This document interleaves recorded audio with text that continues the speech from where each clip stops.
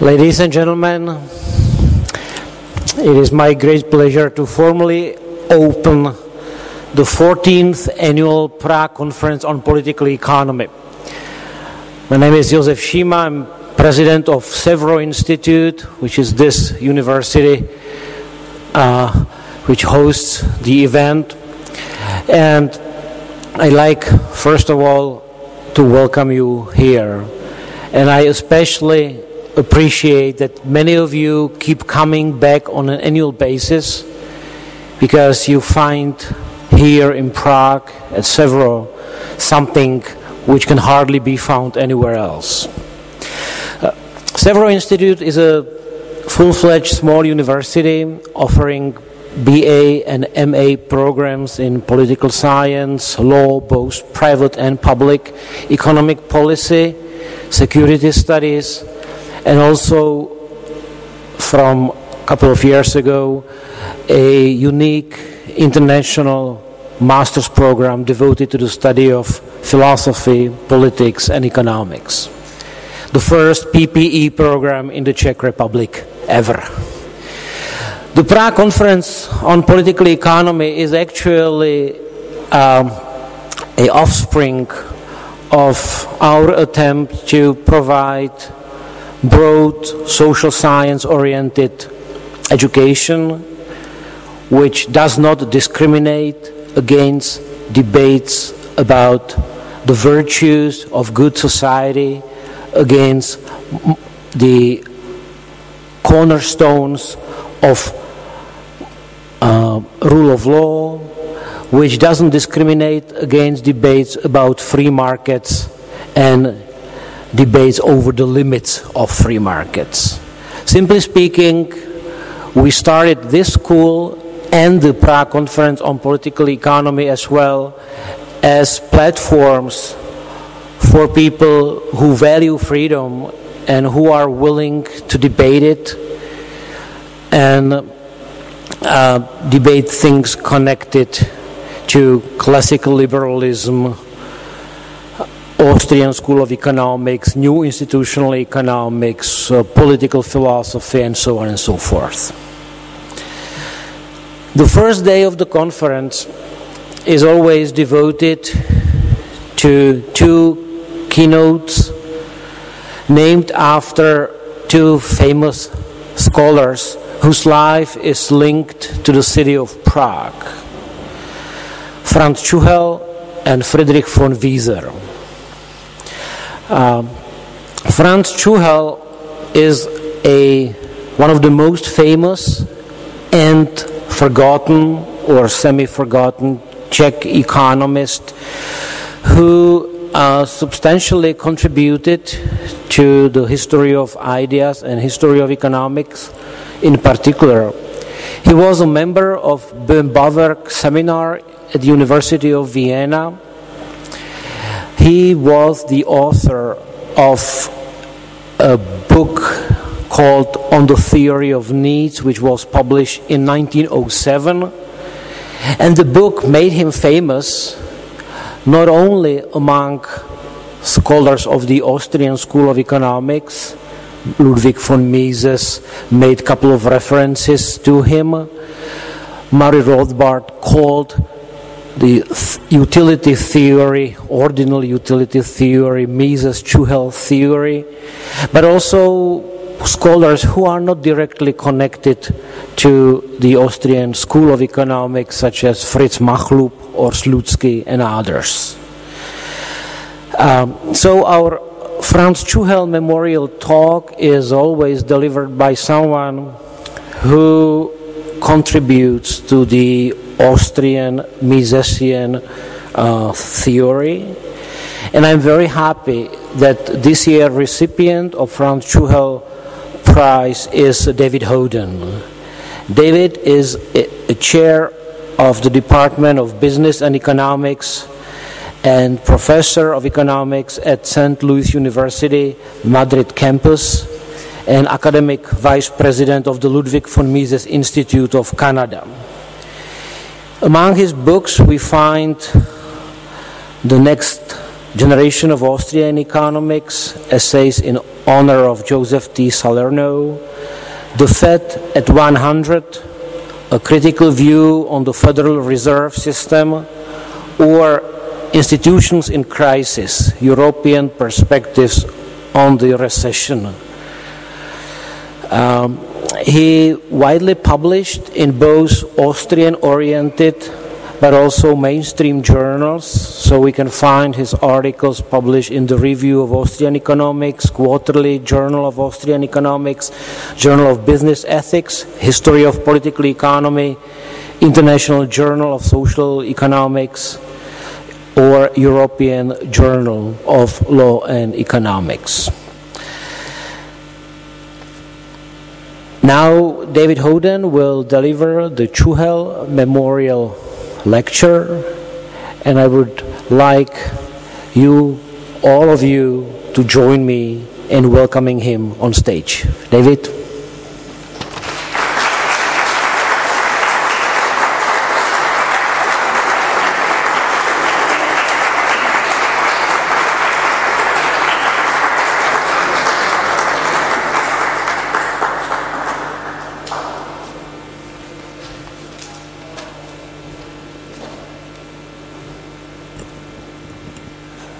Thank you, Professor Shima, for the very nice introduction, and also thank you for extending the invitation to give the Chuhel lecture.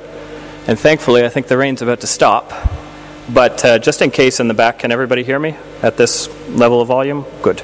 So the talk that I wanted to give today over the next 30-40 minutes is entitled Misunderstanding the Role of the Rate of Interest as a Source of Today's Monetary Mismanagement. The reason why I wanted to give this talk is because interest rates figure heavily or centrally in both mainstream monetary analysis and Austrian monetary and macroeconomic analysis, except we differ greatly on many issues, and so I wanted to compare and contrast them and set the record straight, so to speak. And so just as a way of brief introduction, when we talk about mainstream monetary analysis, the way that they treat the rate of interest falls into several camps. In the standard New Keynesian framework, the rate of interest is just an interest rate that balances investment savings equilibrium with full employment output. In Michael Woodford's Interest and Prices, which is now kind of the workhorse for graduate level monetary economics, the rate of interest, and what he calls the natural rate of interest, is the rate of interest that discourages firms from changing prices, so it's more of a microeconomic view of things.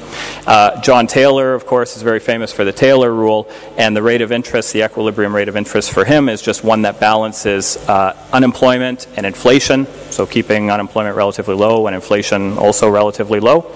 And even in finance theory, we can see peculiar ways that the rate of interest is treated. Typically, we would treat the rate of interest there as just a hurdle rate against which we would gauge the profitability of certain investments to determine whether they are feasible or not. And curiously enough, when the mainstream talks about the rate of interest as a variable that equilibrates a macroeconomic system, it's really only a tool to guide output.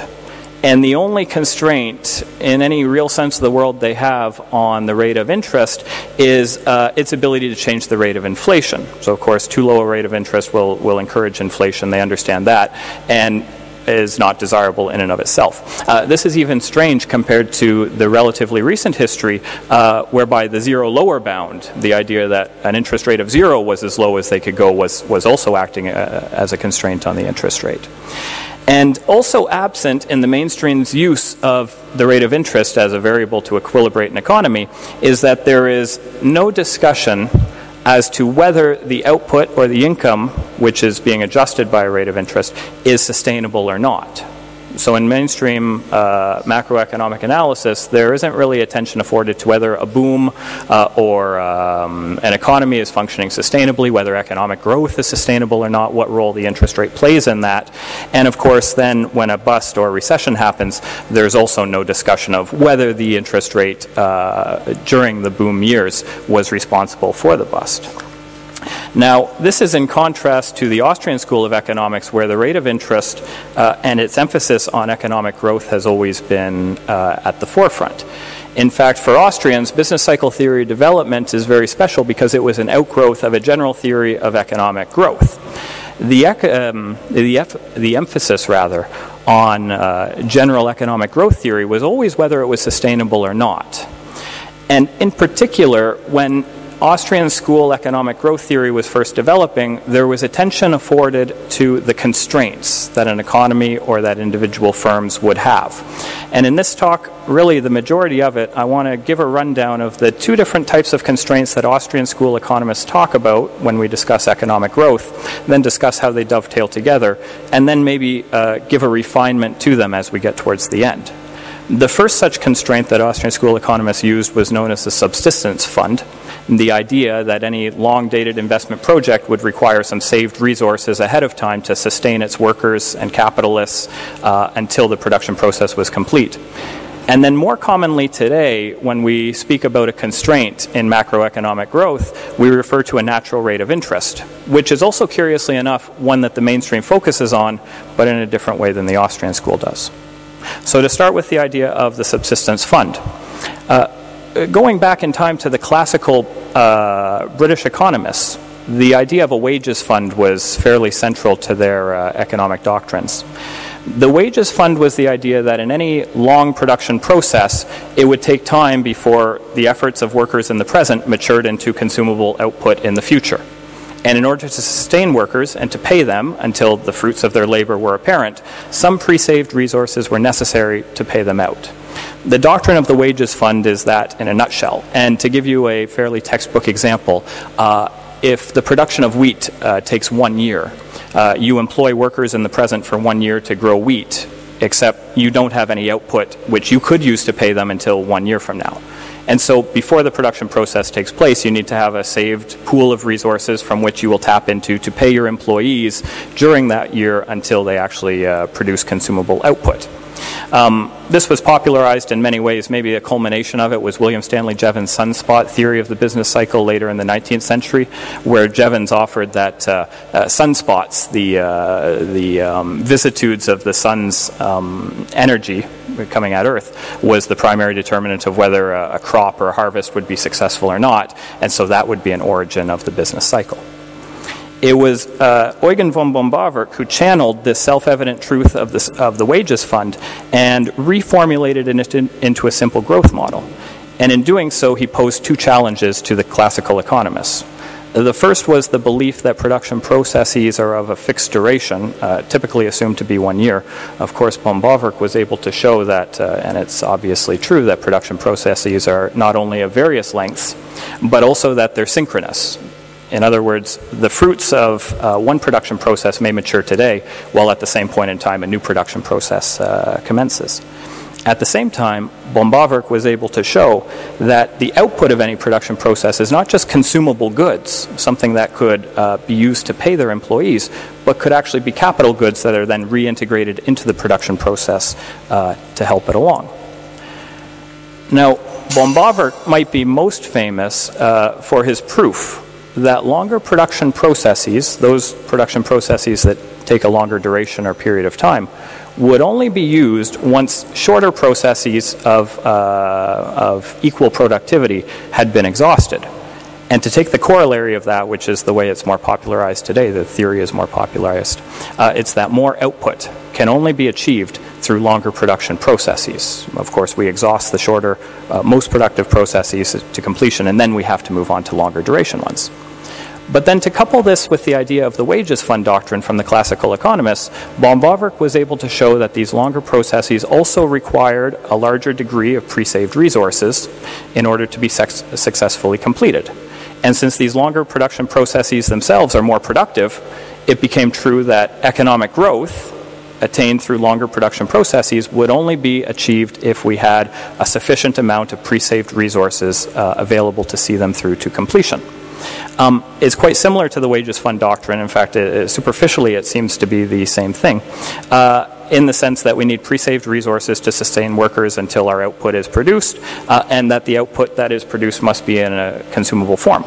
But Bombawerk sets his theory, differentiates his theory somewhat, Because, first of all, he renames the wages fund doctrine as the subsistence fund doctrine.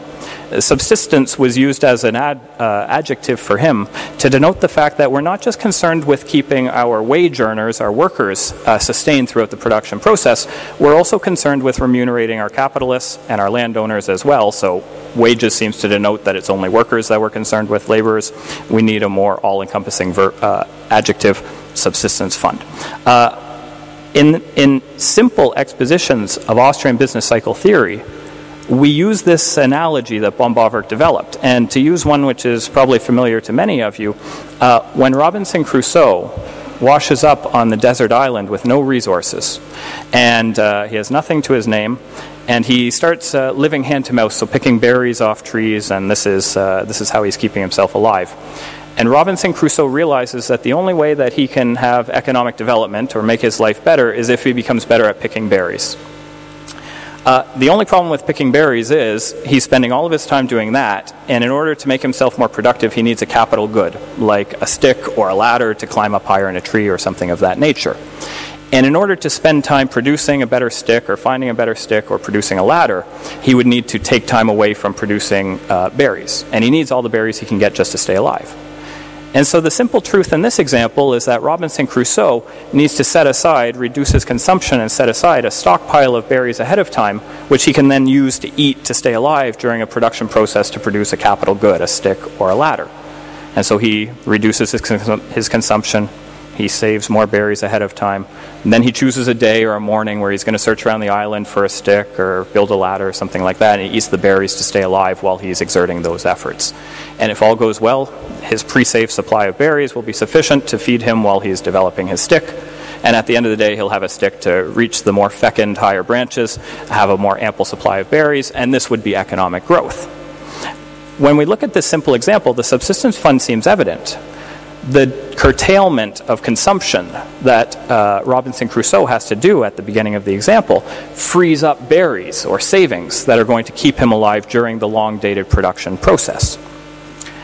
Now, by the time we get to Ludwig von Mises in his theory of money and credit in 1912, Mises ascribes the bust in different ways than von Bauwerk would describe a lack of economic growth. For Mises, it's not the lack of the means of subsistence per se that causes an economic recession, but it is unsustainable changes to the production structure, which reduce the flow of goods which would replenish the subsistence fund. And what Mises is able to achieve through this slight shift is to change the subsistence fund from a stock variable, a pre-saved amount of berries or a pre-saved amount of consumable goods, into a flow variable. It's not that we need enough goods saved ahead of time, it's that we need a production structure that continually yields a sufficient amount of goods to replenish the diminished subsistence fund. And in Mises' theory of the business cycle, at least in his theory in Money and Credit, he puts forward that entrepreneurs are fooled into thinking that the subsistence fund has been increased when really it has not. And when entrepreneurs are fooled into thinking that the subsistence fund has increased, they are led to start undertaking longer dated production processes, which will also be more productive, or presumably so. However, since the pre-saved supply of resources, the subsistence fund has not actually increased, the economy lacks the resources to see these long-dated investment projects through to completion. Mises comments that the economic bust will result in a realignment of what he calls, or what is known as, the structure of production. So the economic bust is not a bad thing in some sense of the word, it's just the economy realigning itself to people's savings preferences that existed before the bust set in. And he gives two ways that this could happen. One is that some investments that had been undertaken will have to be abandoned, or at least substituted for less productive but shorter duration ends. So in other words, stretch out the subsistence fund that you have long enough to complete whatever projects you can. Or alternatively, the bust could happen with consumers needing to realign their savings preferences with the needs of the economy. In other words, consumers will have to cut back on consumption and start saving more in order to replenish the depleted subsistence fund. Mises later in Human Action gives an analogy which is very popular, which illustrates his thinking on the matter. It's his master builder example, which I assume many people are familiar with. In the master builder example from Human Action, Mises puts forward an example where entrepreneurs in the construction industry and the home building industry are fooled into thinking that there are more bricks and resources necessary to build houses than there actually are in existence. And so under this foolish expectation, they undertake the production of more houses than there are bricks available to complete. And when the economy or when the construction workers come to the realization that there's an insufficient supply of bricks, the recession sets in. The recession sets in the sense that some houses will not get built because there's not enough bricks to actually complete them, or that some houses will even need to be torn down in order to free up bricks to use on the other houses and to complete them. Here the binding resource constraint that Mises uses is somewhat similar to the one that von Bauwerk would have developed in his subsistence fund and that the classical British economists would have used earlier in the wages fund, though it's slightly different. Because previously for von Bauwerk and for the British classical school, the resources that had to be saved were always of a consumable form. In other words, the subsistence fund and the wages fund were both consumable goods that were pre-saved. In Mises' master builder example, it's not consumption goods, but capital goods, bricks. And capital goods are notable as being the produced means of production. In his example, there's a problem that develops because if the house building industry ever had a lack of bricks, we could just produce more bricks to relax the resource constraint. It's not binding in any sense of the word. Of course, if we had a lack of bricks, we would expect the price of bricks to also increase. But the price of bricks increasing, since they're an input in the home building industry, would cause profits to be reduced over there, but would also cause a corresponding rise in profits in the brick building industry. In other words, one sector of the economy busts turns into the other sector of the economy's gain or profits.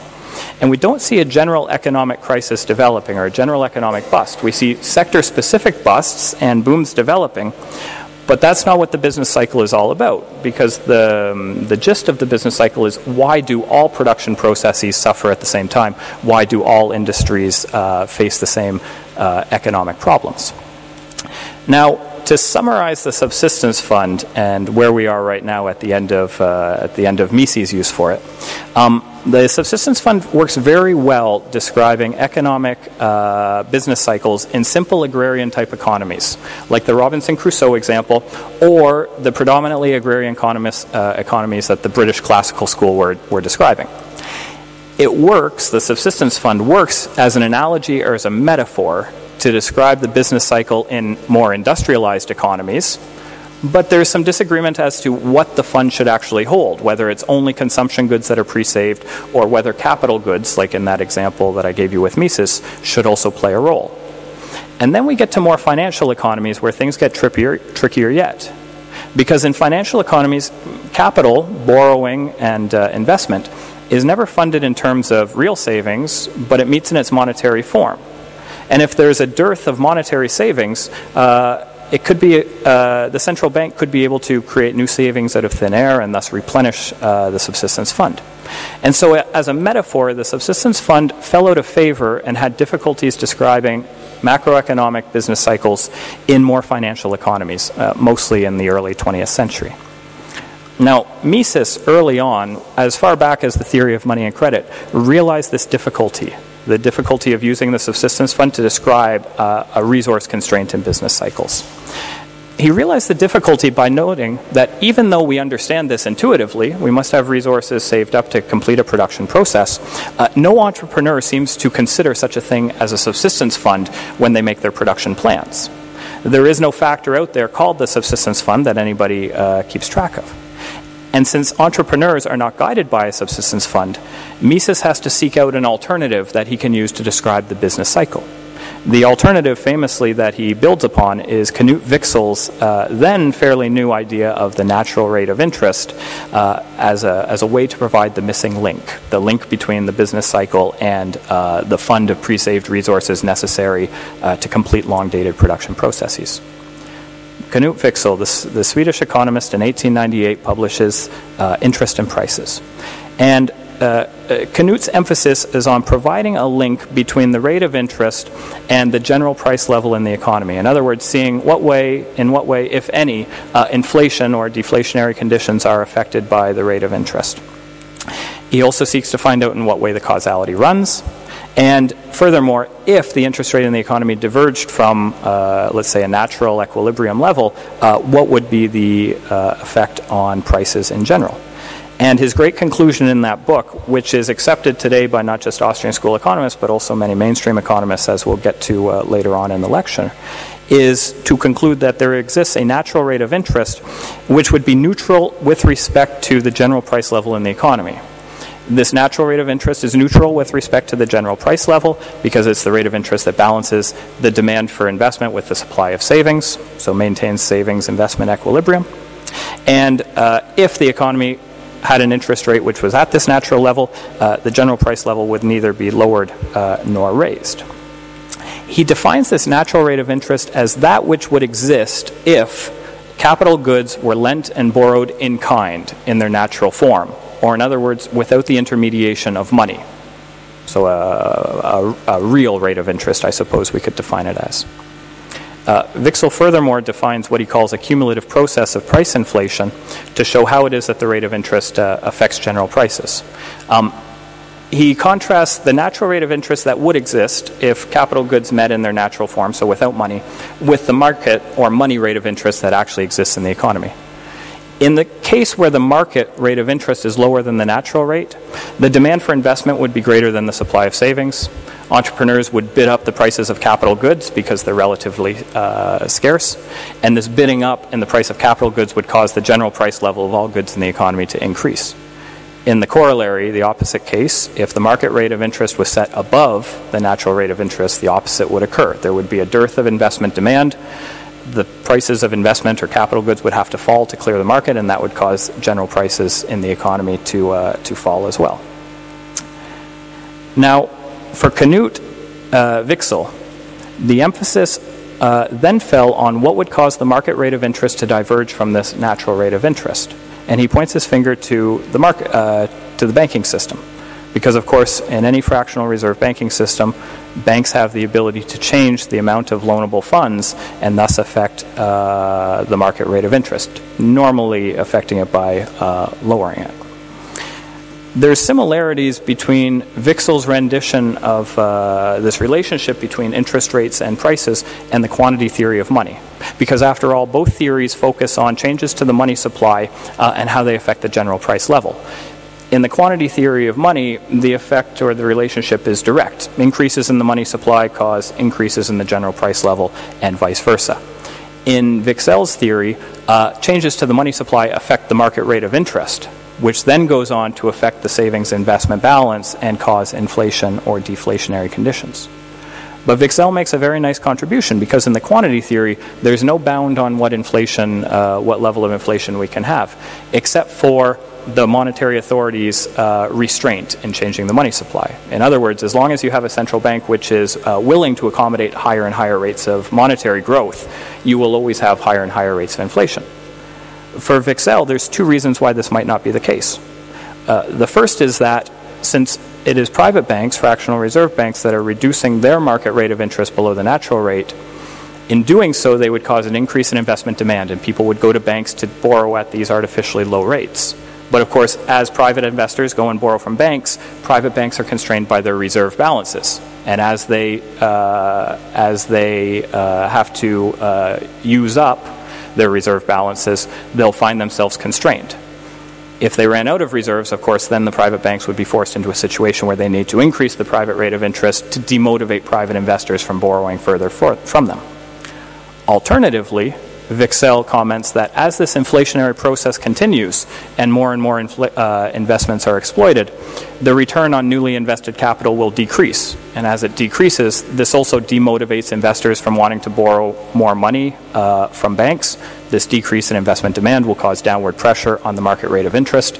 And as the market rate of interest converges back down to the natural rate, inflationary pressures would subside. Mises uses this idea of the natural rate of interest as a surrogate or as a signal to denote the size of the subsistence fund necessary in his business cycle theory. He uses Knut Wicksell's definition of the natural rate of interest as the rate of interest that would exist if capital goods met on the market in their own kind. In other words, without money, so a real rate of interest. In Mises' theory, it is the size of the subsistence fund that determines the level of the natural rate of interest, and therefore the greater the subsistence fund, the lower the natural rate of interest, and the more longer dated production processes can be successfully undertaken. In other words, a greater subsistence fund will result through the signal provided by the natural rate of interest with a growing economy, and furthermore, a sustainably growing economy. Mises' great contribution, which wasn't even what he was trying to do, but his great contribution in the theory of money and credit was combining Eugen von Bombawerk's general theory of economic growth based on the idea of the subsistence fund with Knut Wicksel's natural rate of interest to provide the missing link between the two.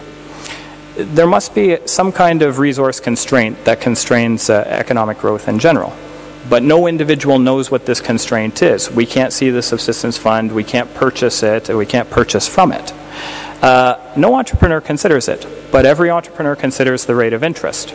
So Mises, by making the link between the rate of interest as being determined by the subsistence fund, allowed us to understand how it is that entrepreneurs could gauge what the correct duration of investment project is to undertake.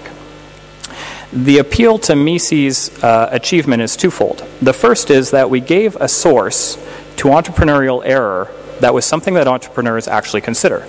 Because originally, the source of entrepreneurial error was misjudging the size of the subsistence fund. But this is tough to hold against anyone, given that nobody really considers what the subsistence fund is. Better to say that we have been misguided about the size of the subsistence fund because of false signals through the rate of interest. The second great contribution is in showing that the economic recession or the bust is not caused by too much investment, but rather the wrong types of investments, and in particular Mises' focus on too long-dated investment projects. In other words, the time structure of production is skewed in an unsustainable way. Now, when we get to Friedrich von Hayek, his contribution was, on top of Mises' understanding of the business cycle, was in shifting the attention away from changes to the general price level, but focusing on relative prices, in particular the price of capital goods to consumer goods. Of course, if we go back in time, Knut Wicksell, in developing the natural interest rate hypothesis, was never concerned with relative prices. He commented briefly on them, but his emphasis was on the general rate of inflation. And even Mises, in the theory of money and credit, the first and foremost, he was trying to describe why and from where money gets its value. Of course, money getting its value is just the other side of the coin from the rate of inflation, or the purchasing power of money. But even Mises was not concerned with relative prices as such. And so Hayek was the first to really give a comprehensive description of why relative prices matter. He was also able to refine Knut Wicksel's natural rate hypothesis in some very important ways. First and foremost is this idea that for Wicksell, if the market rate of interest was the exact same as the natural rate of interest, the price level would remain constant and there would be no inflation or deflation. But Hayek was able to show in his monetary theory in the trade cycle in 1933 that as long as we had net investment taking place at the natural rate of interest, there would be economic growth putting downward pressure on prices. In other words, a growing economy should have deflation or falling prices as the norm, which is in stark contrast to the general understanding that the mainstream economists would have today. However, even Hayek's analysis and his reliance on the natural rate of interest ran into some difficulties. The difficulties mostly came to the front during Piero Sraffa's reviews of prices and production shortly after its publication. And I want to go through three primary criticisms that Sraffa gave of Hayek to see why they're important. And the first and the most famous criticism directly attacked the idea of the natural rate of interest, and more specifically that there is one unique natural rate of interest that permeates the economy. Sraffa, in his initial review, showed that the natural rate of interest is just the difference between a spot and a forward price for a commodity, and that as a result, there will be as many natural rates of interest as there are commodities in the economy. This criticism is today known as the multiple natural rates of interest hypothesis, and it's quite popular, this idea that there isn't just a unique natural rate of interest that has to be targeted by someone, whether it's the central bank or a private monetary system, but that there's multiple natural rates of interest that need to be addressed. Seraphic more damagingly attacked Hayek by using an equilibrium that would obtain in a barter economy as a foil from which to compare the conditions that would exist in a monetary economy. And by that, what Seraphic meant was that the natural rate of interest is one that would emerge if capital goods were exchanged in kind without money. In other words, under barter conditions. And so Hayek starts by describing what would happen in a barter economy and what equilibrium would look like, and then extrapolates that must be the exact same conditions that would breed monetary stability in the monetary economy. But making a leap like that is not without difficulties for many reasons. On a more methodological level, and this is the criticism which Hayek took more to heart, Seraphic criticized Hayek because Hayek had previously insisted that any solid monetary theory would have to start from conditions of neutral money, would have to assume that money was neutral. But in Seraphic's broader criticism of Hayek, there are good reasons to doubt why money would be neutral even in the barter economy, and so Hayek uses, even under his own standard, an inapplicable way to pursue monetary theory or monetary analysis. Hayek was greatly affected by this review for many reasons. But on the economic side of things, Hayek, in his response to the review, downplayed the importance of the multiple natural rates of interest hypothesis. He didn't see the criticism as being that important to his broader analysis, and he commented that while accepting that there would be multiple natural rates of interest in the economy, they would all be acceptable and they would all be equilibrium rates of interest. Of course, this only allowed Seraphic to make his rebuttal in his famous rejoinder, and Seraphic at this point was boxing clever and put Hayek in a bit of a corner because he said, even if you accept then if there are multiple natural rates of interest, this creates the next problem on what to do. We could either try to target every natural rate of interest, which is of course not possible, or we could try to average out all of these natural rates of interest to figure out which one we need to target for monetary stability. But of course, this latter response is not possible for Hayek to accept because he had previously been quite hard on Keynes for his over-reliance on averages and aggregates and analysis. And so Hayek did not really have a satisfactory response to this criticism.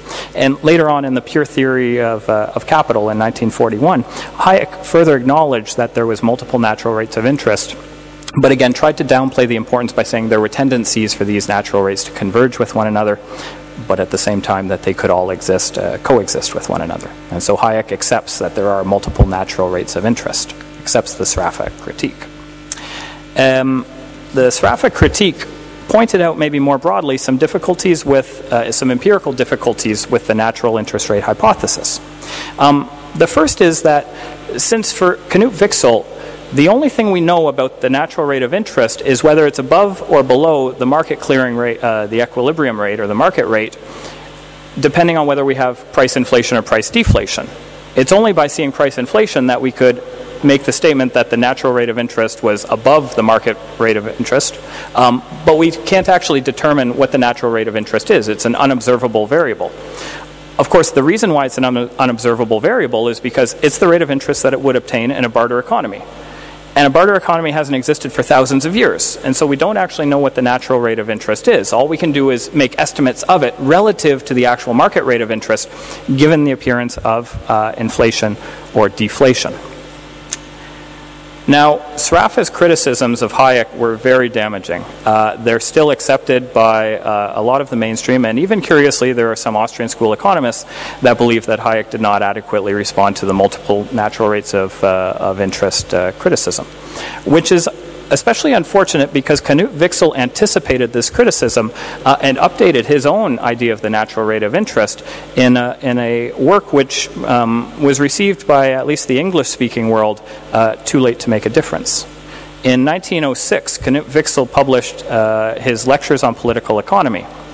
And in the first volume of his Lectures on Political Economy, he makes the statement that savings investment equilibrium would come about if we had a rate of interest which was equal to a natural rate of interest, which was equal to what Wicksell calls the yield on newly created capital, which should make perfect sense. If the interest rate was set at the exact same yield as the newly created capital that we're trying to employ, savings and investment would be brought into equilibrium and there would be no macroeconomic price pressures.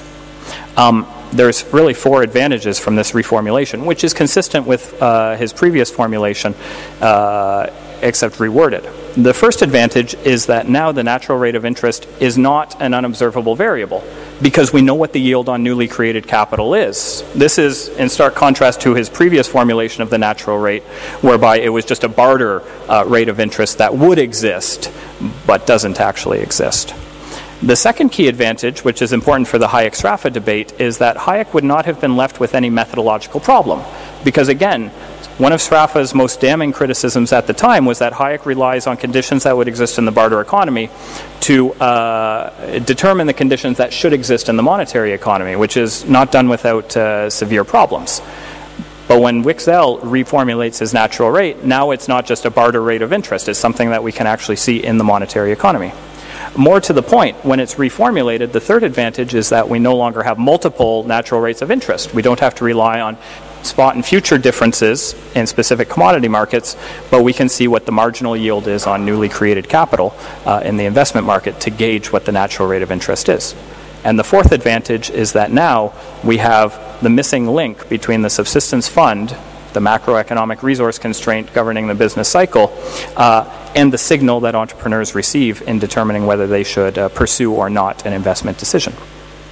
Now, Wicksell's legacy on this point is a little bit spotty, because now when people talk about the natural rate of interest, they only talk about Wicksell's earlier work in 1898, Interest and Prices. This probably stems from the fact that his lectures on political economy, which came out in 1906, the first volume anyway, was only published in Swedish. And I guess if you want to make something as unavailable as possible, you publish it in Swedish.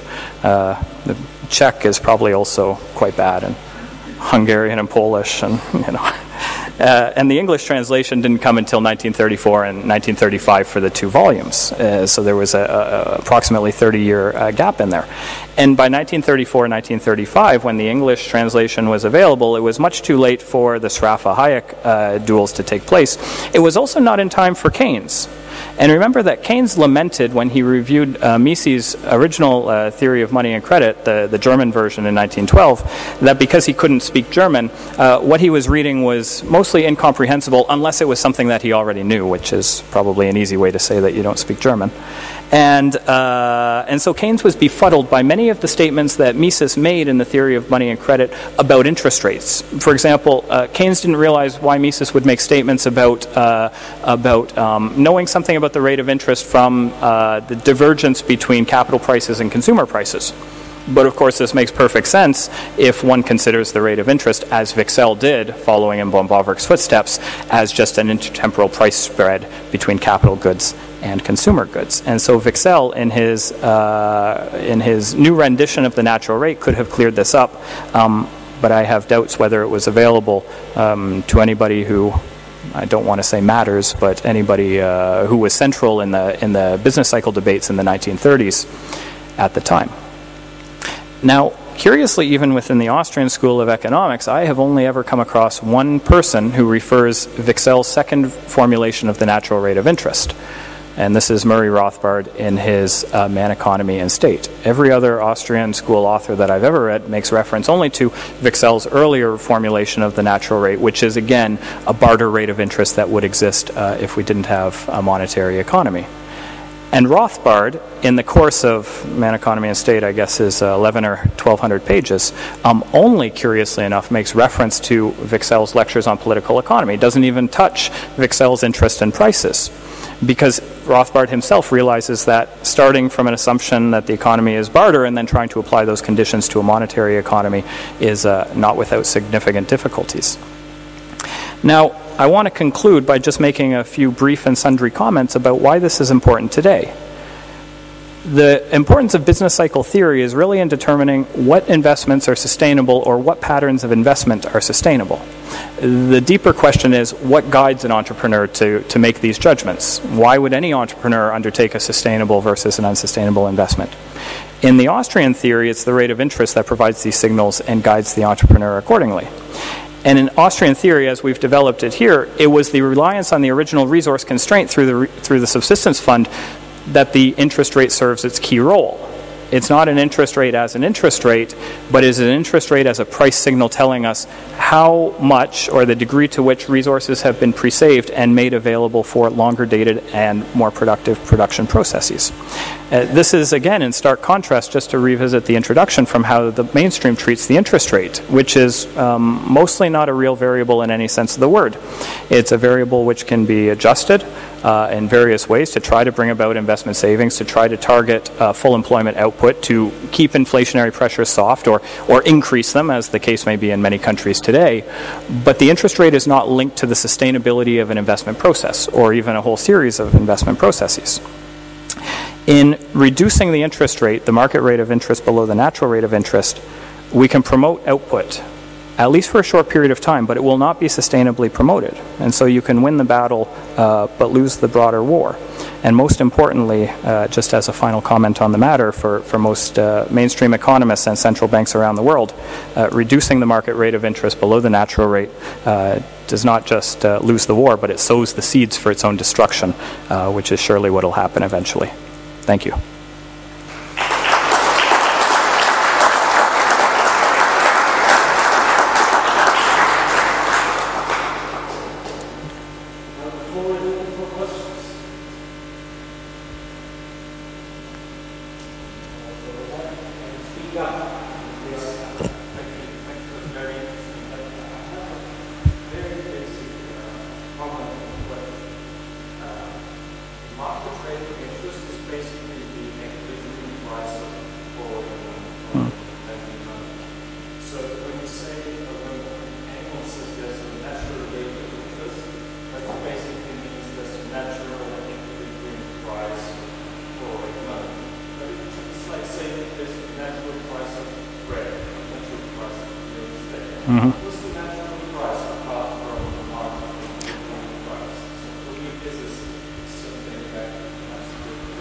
Yeah, this is a good question because it seems a little bit imaginary. In the bread example, it would be the difference between the natural rate being the market clearing price for bread as we understand it. And the market price for bread, to differentiate it in the analogy, would be like the new market price for bread if we could somehow create bread out of thin air.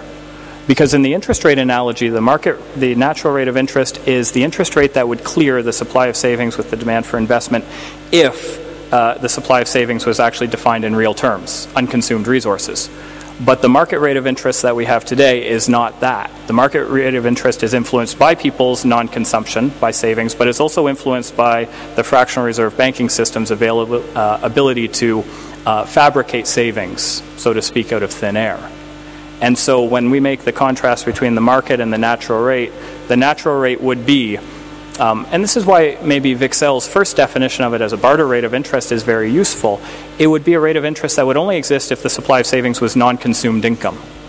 But the interest rate that we have on the market today includes that portion, but it also includes fabricated savings or fabricated credit, we should say, by the fractional reserve banking system. Actually, and that's also why for Mises and for Wicksel before him, and for Austrian school economists after him, the emphasis on the business cycle is really placed on the fractional reserve banking system because of its ability to disjoint the real supply of savings from the availability of credit that firms can borrow. Yeah.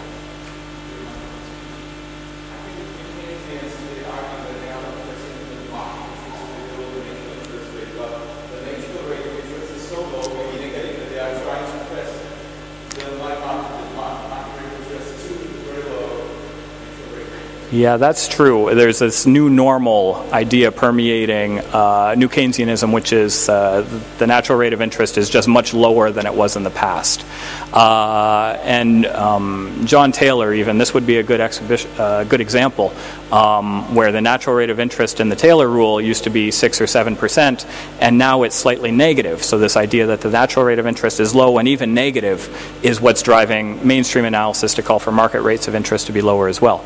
But this is really interesting, especially the negative natural rate of interest, because if you are a pure time preference theory of interest individual, like the Austrian school is, and like Baumbacher originally developed, and Wicksel was, and Mises was, etc., etc., you understand the rate of interest as only the intertemporal price difference between consumption today and consumption in the future. Of course, consumption in the future's price today is just the price of a capital good.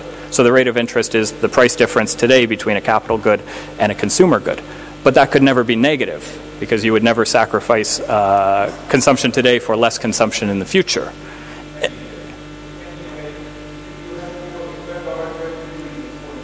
Huh.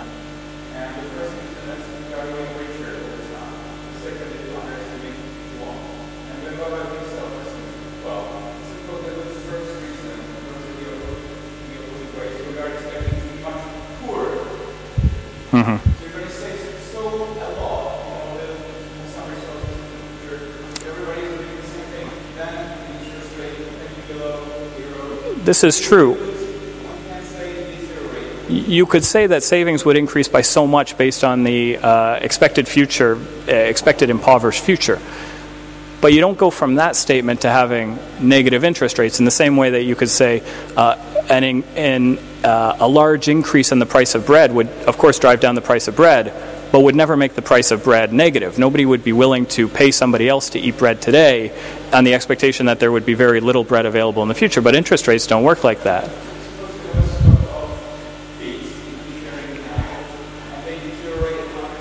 Mm-hmm.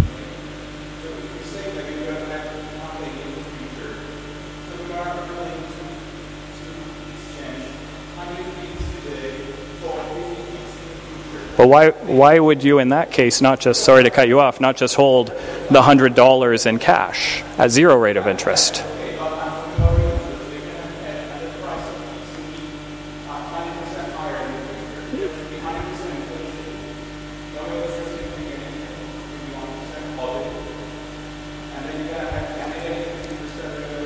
No, because it doesn't even matter.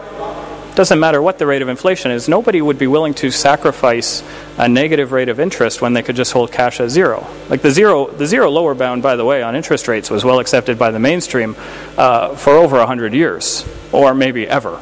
It's only a recent phenomenon that they've assumed that interest rates could go negative. This is a very bad change in the mainstream, by the way, because it doesn't make sense. Even in that scenario, no matter what you expected the rate of inflation to be, why would you take a negative rate of inflation today rather than just hold cash at 0%? Why would you sacrifice purchasing power in the future just so that you could make a loan to somebody rather than just holding cash at 0%? Take this as an invitation to do more sessions. We have a couple of sessions on Austrian monetary theory. Dr. Jacques has his paper about the critical error and pure time preference theory. We have time to debate, and I look forward to this debate. Please do it tomorrow because it will be endless. Any other questions or comments? We have had the court people in common. I don't know, we have like force for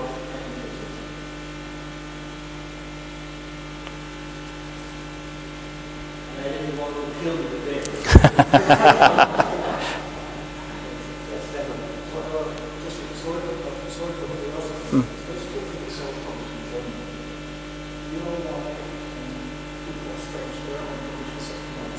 That's a good question. His lectures on political economy, I believe, are based on his lecture notes.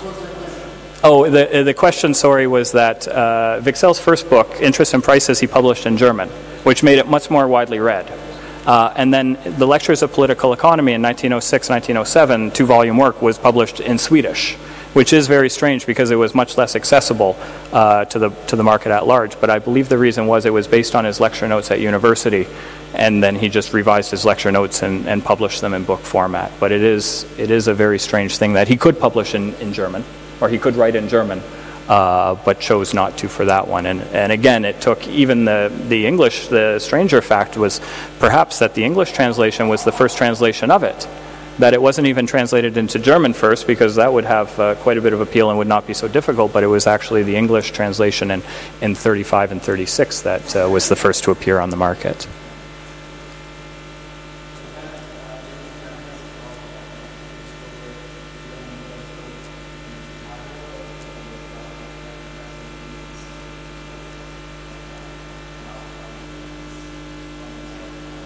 Yeah, can you say that?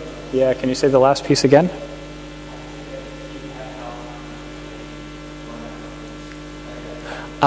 Yeah, well, and that James Buchanan had serendipitously stumbled onto a lot of Austrian or Swedish school works, which predisposed him in the whole public choice movement towards having elements of analysis that were outside of the mainstream. Like James Buchanan was almost the right man at the right time.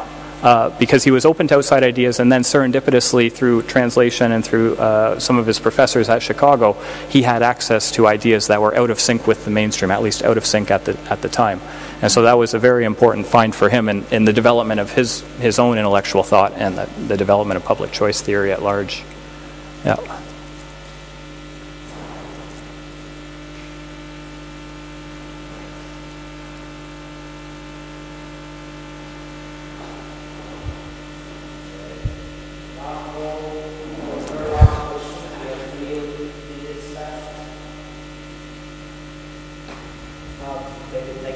Thank you.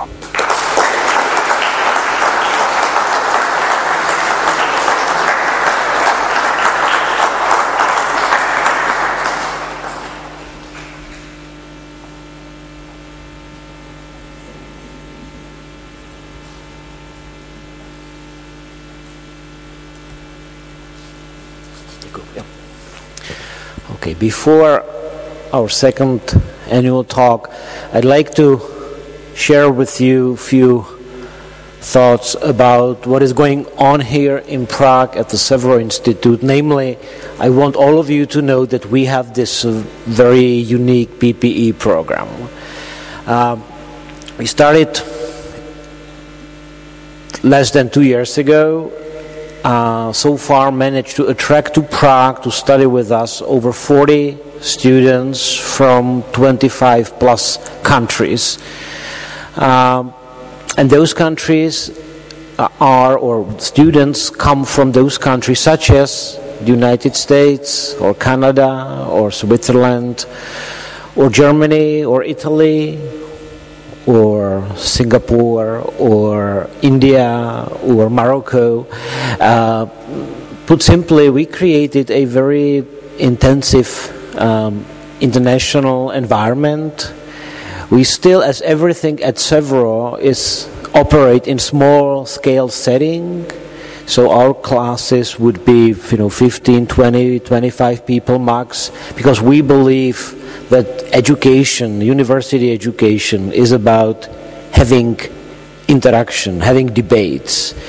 And this is exactly what goes so well when we have groups of 15 or 20 students, and it goes especially well when we have students from so many countries, and it goes extremely well when we have students who actually care about ideas, right? We have students who are, let's say, free market advocates, students who love ideas of liberty and came here being eager to study economic or political perspective of markets and freedom. We have students who are devoted to study political philosophy, and we have also students who actually are eager to learn but are not coming because of their sort of free market perspective interest. They just believe the setting, they want to debate, and they do debate. So if any one of you is interested in somehow either getting involved or letting students in your countries and your universities to know about this program, I'll be very happy to tell you more about it. For now, I have a short 2 or 3 minute video which the students themselves produced, so that you can get a flavor of what is it that is going on here at Severo.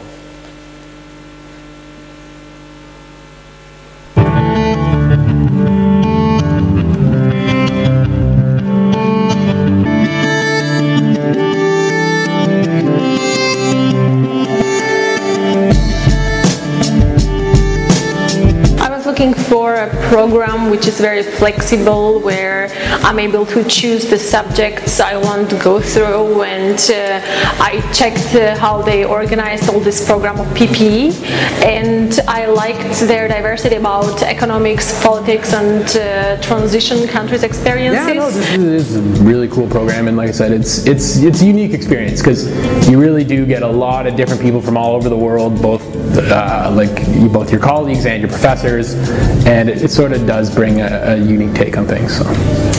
So I was looking for a master's program taught in English, and I was based in Slovakia, so I was also looking for Czech Republic, and then I found several, and the Pcpe is starting, and it was combining economics and politics, which I was interested in. I wanted to do an economics master, but not like a straight usual economics master where you do a lot of quant.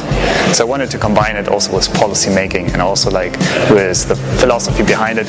Number of professors, they come from abroad, and they are all mainly liberty-minded people. I would say libertarian or classical liberal. Prague, of course, is a wonderful city. I mean, it's called the City of 100 Spires, beautiful streets, and always lovely. Also have a very interesting past, and I think also an even more interesting future. And I'm pretty happy to be a part of it, at least for a certain period of time. It's more like about the applied science, like our scholars are, for instance, ex-ambassadors, they are economists, workers from Czech National Bank, so we don't have a look just like from the theory, but also like the applied skills. So there are many conferences happening at several, the Prague Conference of Political Economy, the Prague Conference of Behavioral Sciences, for example. These are great opportunities for students to get involved, to maybe try to do some of their first conference participations, try to publish a paper.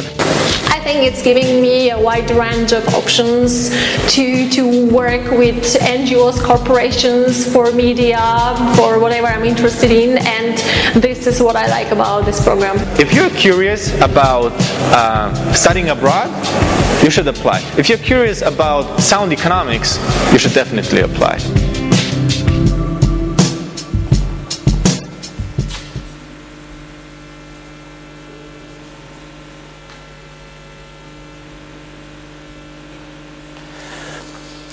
Okay, so this is a sample of our students. 2 students from the first group already made it to US and Canadian PhD programs, and I hope it is only the very beginning. There is more to come. And I guess what is also especially interesting about the program is that we have international faculty.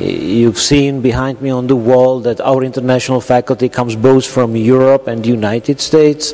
Directors of leading PPE programs from Duke or GMU or University of Arizona are actually actively participating, coming here on an annual basis teaching.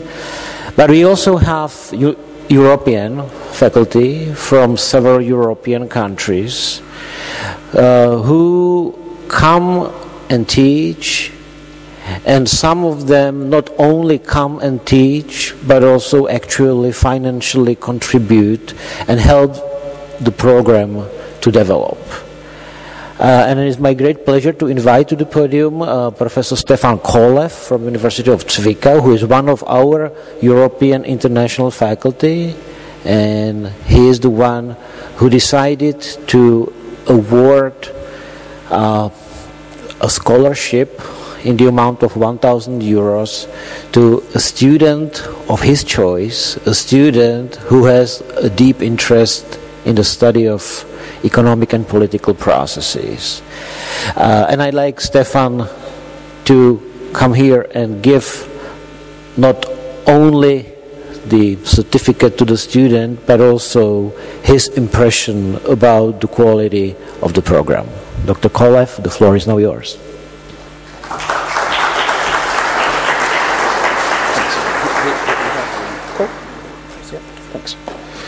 So good afternoon, everybody. My name is Stefan Koloff. I'm born in a fairly poor country, so we were hoping for scholarships when we graduated from high school in Bulgaria, and I'm professor now of economics in Germany. And I'm part of this very recent academic achievement of Josef. I mean, the whole building is a collection of gems, and the most recent gem is this master's program in philosophy, politics, economics. You can see many of the fascinating students of last year on the poster.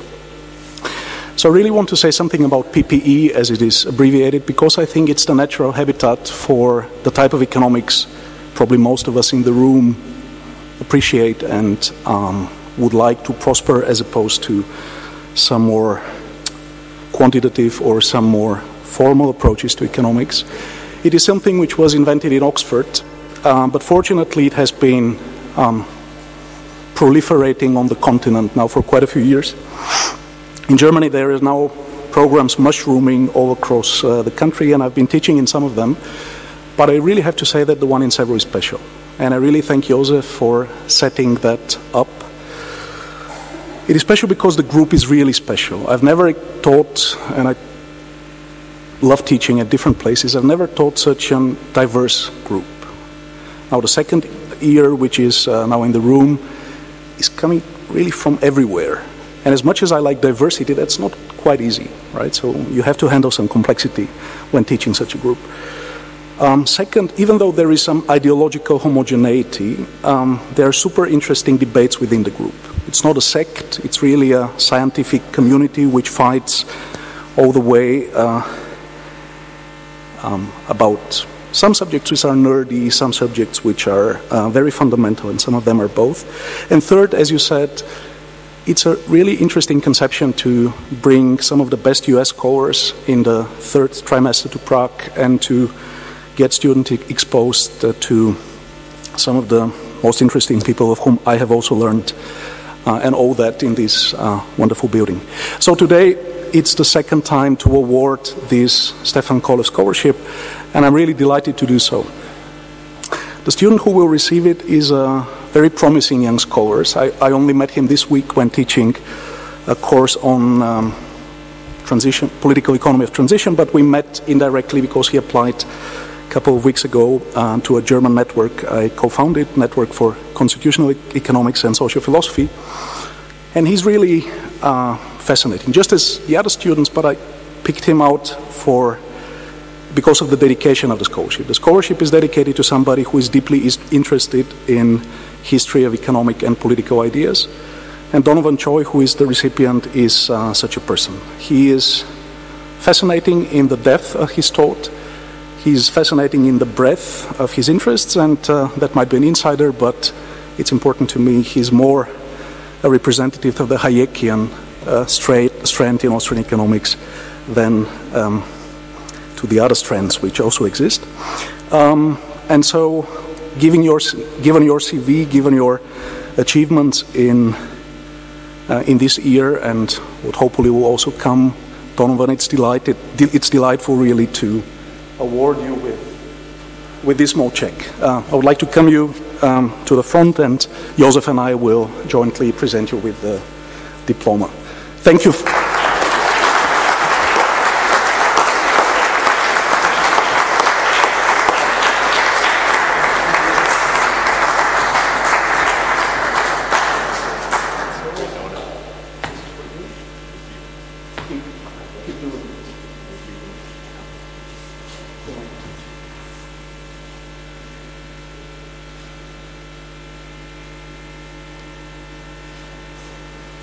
Thank you very much.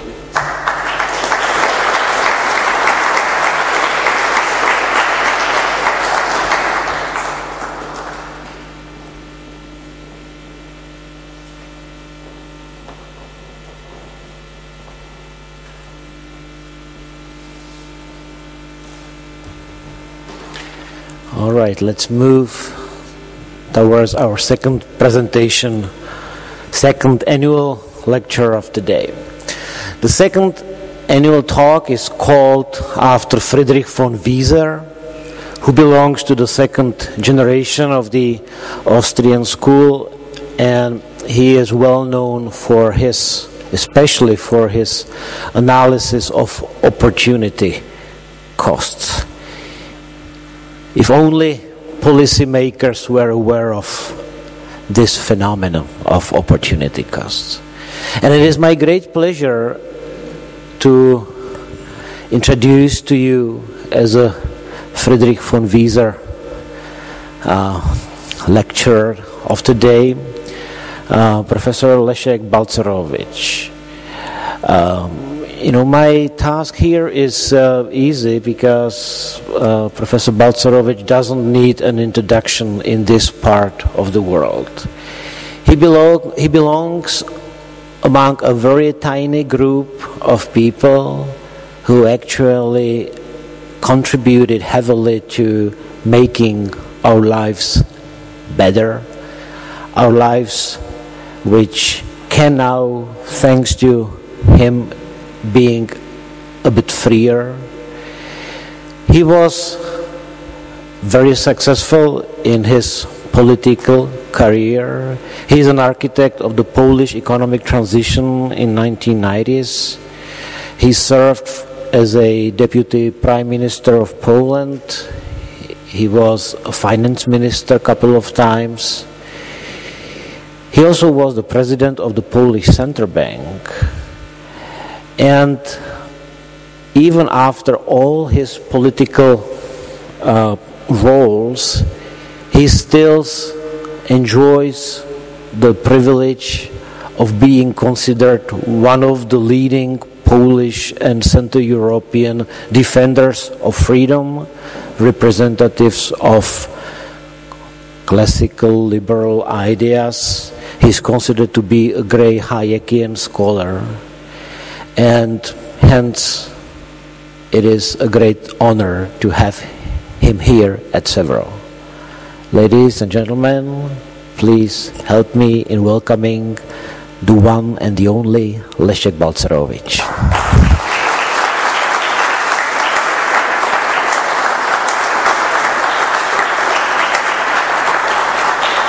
We try to take the picture first. And then yes. Oh, okay. Picture. Up. Picture first. Picture. Okay. Oh.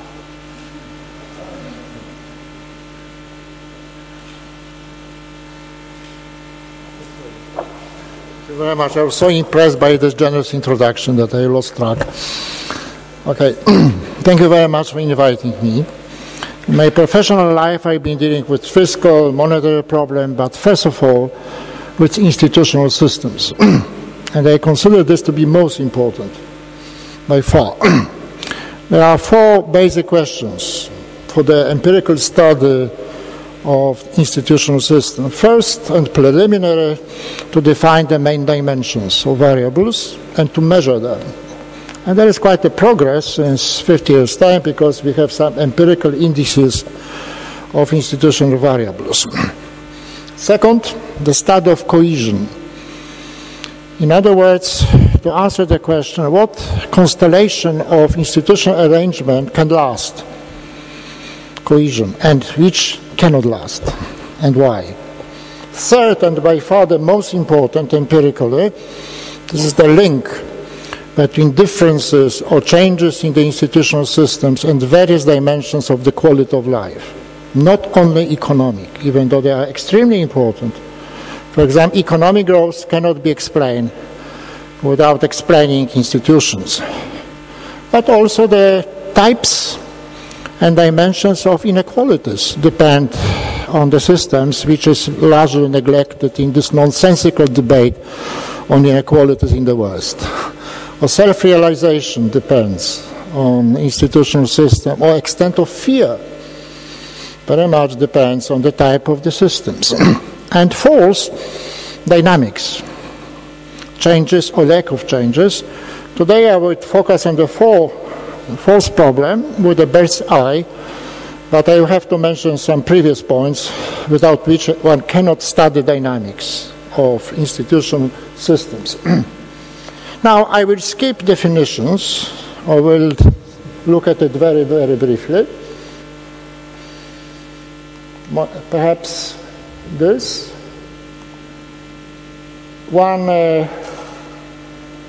This is the second question of cohesion.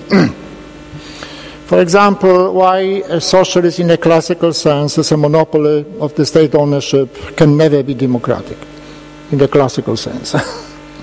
So it's a contradiction in terms. I will come to that.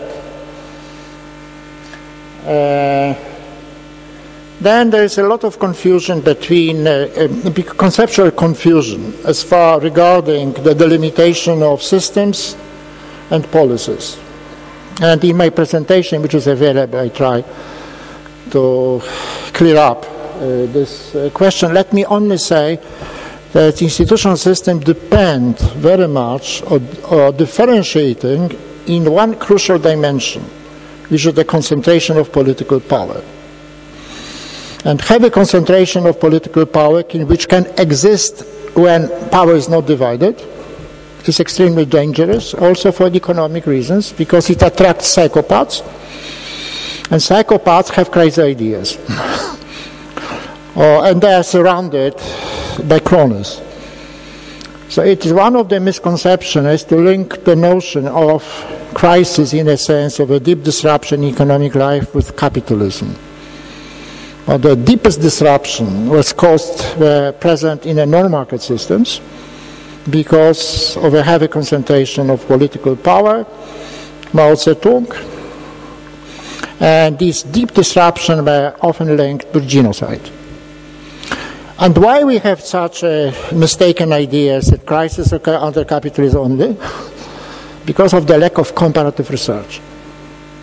If you don't compare, you draw wrong generalization. So comparative research, broadly based, is extremely important.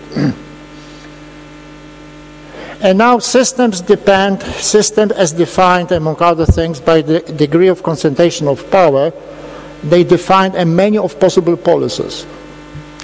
And even if policies under democracy happen to be very bad, they can never be so bad as policies under some non-democratic system.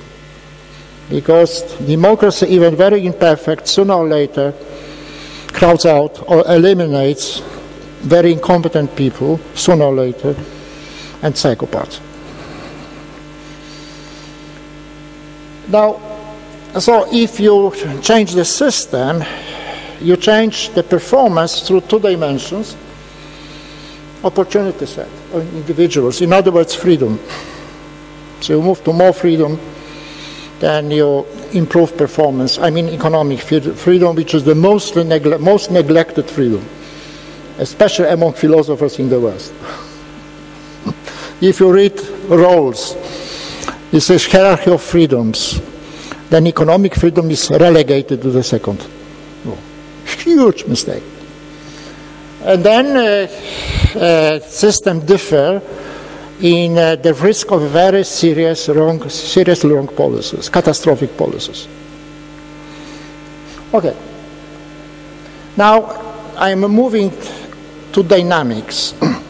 First at, say, more abstract level, and I will distinguish decentralized system, which of course has to be a free market system or rule of law, etc., with heavily centralized, which can be equated with socialist or communist, if you will.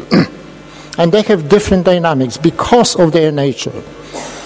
So if you start with socialists as defined by extremely heavy concentration of political power, then a naive question one should ask: why such systems, which are very bad in both along economic and non-economic dimensions, last? Why do they last? We know that they last quite often. And the simple and naive, simple response is because they are based on fear. And fear can be effective. It is systematic. Without fear, very bad, economically very systems would collapse. But also, with bad system as characterized by heavy concentration of political power, the political elite is shielded from the bad consequences of the system, so they do not feel it. While the majority of people are intimidated. And this is an explanation, and it's extremely difficult to predict when a bad system would collapse. Why? because you would have to have an insight into the black box, which is the elite. And even the participants do not know when the bad system would collapse. For example, it was a huge but pleasant surprise that the Soviet Union has collapsed. But it was nobody has foreseen. In the wildest dreams, it was not foreseen because it could not have been foreseen. It could have been guessed, but nobody even guessed that this extremely bad system has collapsed. One empirical puzzle is why, after destructive rule of Mao Zedong in China, which cost 70 million lives and produced very bad performance, the Chinese moved to market reforms in the late 70s, and de facto they abandoned socialism as defined by the monopoly of state ownership, while the Soviets continued with socialism in the 80s, and Gorbachev, who has had great service of contributed to this dissolving of this bad system against his will, I think, believed in socialism until the end. And he cannot respond by any theory. It has to be a very deep historical research. But Chinese socialism was transformed or abandoned, while party which called himself, is calling himself the Communist Party, still rules over a non-socialist system. But the name remains the same. So just I am leaving, this is an empirical puzzle, I'm not going into this puzzle.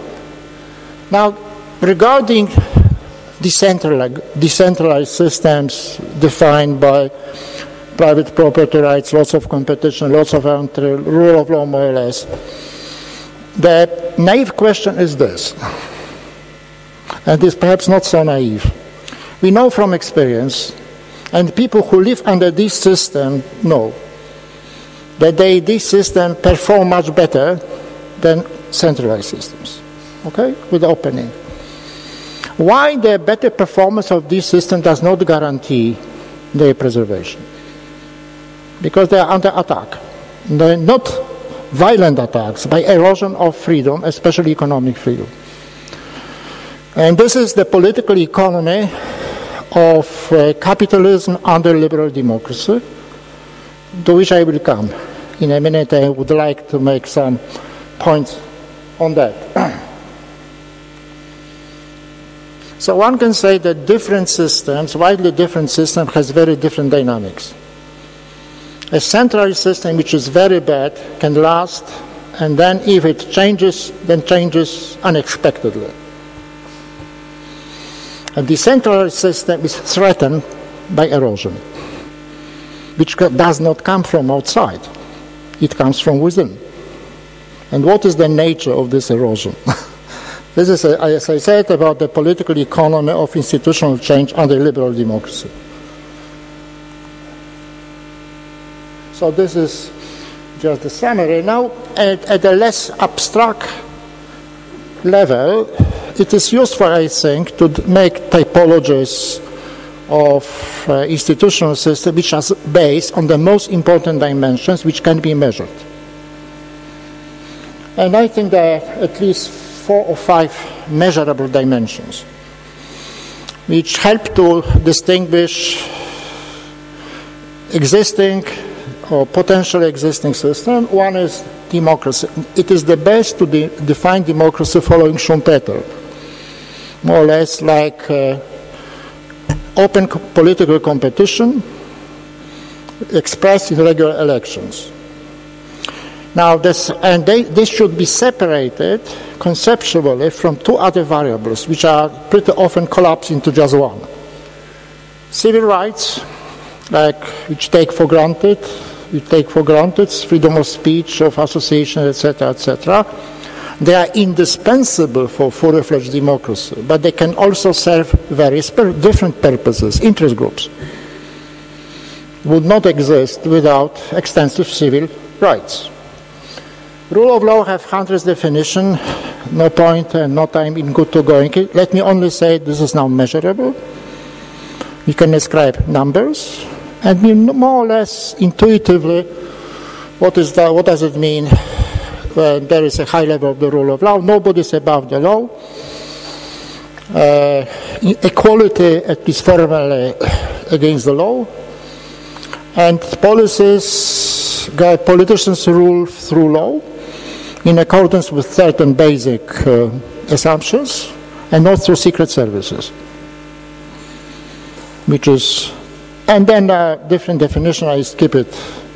I can come to that. Now, democracy, high level of extent of civil rights, plus rule of law, together, I think, define what is usually called liberal or constitutional democracy.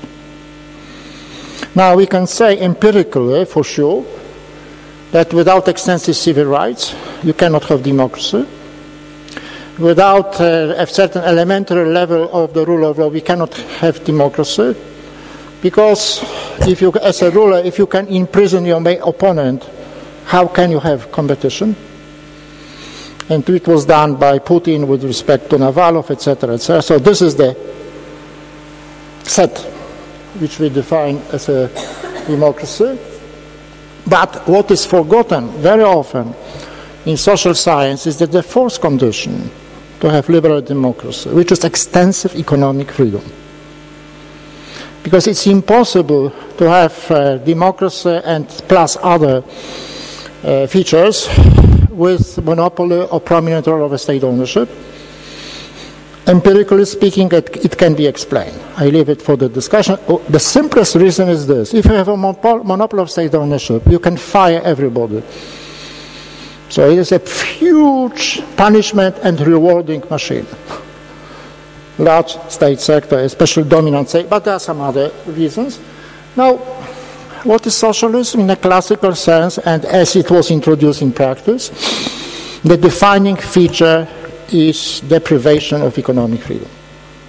Monopoly of state ownership, no markets. Now, if you introduce it and want to maintain it, given bad performance, you have to intimidate people. Otherwise, it would collapse. Then, if you want to intimidate people, you can't have extensive civil rights, and you can't have rule of law. So the notion of democratic and not democracy is like vegetarian hyena. Does it make so much sense? So, and this is a very logical system. It's very consistent. But what is the most important institution, the most characteristic of socialism? KGB. Without KGB, there would be no socialism because there would be no intimidation. Now, many people are surprised that most Arab countries, or even more broadly, Islamic countries are performing badly. They should not be surprised because most of them is quasi-socialism. Quasi-dominance of state ownership, most Arab countries, Iran is quasi-socialist, South Arabia is quasi-socialism because the majority of the state sector, if you have a majority of the state sector, economies are performing badly and you have to intimidate people. That's the simplest theory of socialism. Now, the practical discussion focuses on what is called capitalistic system, and I can only mention that they differ very much. What is the best is the most criticized by academic populists in the West, which is free market capitalism, which assumes rule of law. It is not anarchy, rule of law. And the closest which is characterized by usually democratic. It's extensive civil rights. You can see the characterization. There are only a few countries in the West which approximate this, and I have listed them. There are perhaps more. A bad kind of capitalism is a crony capitalism, like Russia. Why? Because it's a very unequal protection of economic rights. So there's a privilege, they are politically privileged businessmen called oligarchs, which enjoy very high level of protection, including the possibility of rob normal businessmen by using prosecutors and tax administration and blackmail. And obviously such a system is not only unfair, but cannot be efficient because there is no competition. That's it. And most Western economies fall in a mixed bag, which I call overregulated and fiscally unstable for time systems. Why there are so many countries? Because of the attacks on economic freedom and fiscal discipline. So which brings me to the question, what are the sources of attack on the best system? Empirically best system is under attack. And why? So very good relative performance is not enough to protect a good system. And, okay. Now, under liberal democracy, I mean what is called liberal democracy. Certainly not Putin. And there's a huge literature, by the way, on what happens to economy, including especially economic freedom and fiscal stance under liberal democracy. And on a very abstract level, one can say, borrowing from physics, that this is the product of two opposing forces. One would maybe called liberal in a European sense, which promote market reforms and defend them if achieved. And second are the opposing forces, which for some reasons are acting in the opposite dimension. And one difference is this. Look that statist groups, anti-liberal groups, are often motivated by commercial considerations. They can get money in the forms of rent-seeking, privileges, etc., etc. But not only that. What is underestimated is a statist role of ideological groups, who are not motivated by money, but motivated by a desire to save the planet, by extreme ecologists. And this is under-researched. But let me say that, people who defend economic freedom are usually not motivated by money. So there are weaker incentives. So they have to be better. Because they are facing, there's no prospect of pecuniary gain, which is in front of various pressure groups, commercial or pecuniary pressure groups. Now, I think one cannot, in discussing the theory of the evolution of the economic systems of economy under liberal capitalism, cannot omit Mancur also. He was a great social scientist. I think without him, we would not have a good empirically based theory of interest groups, but he obviously did not say the last word, but he made an enormous contribution.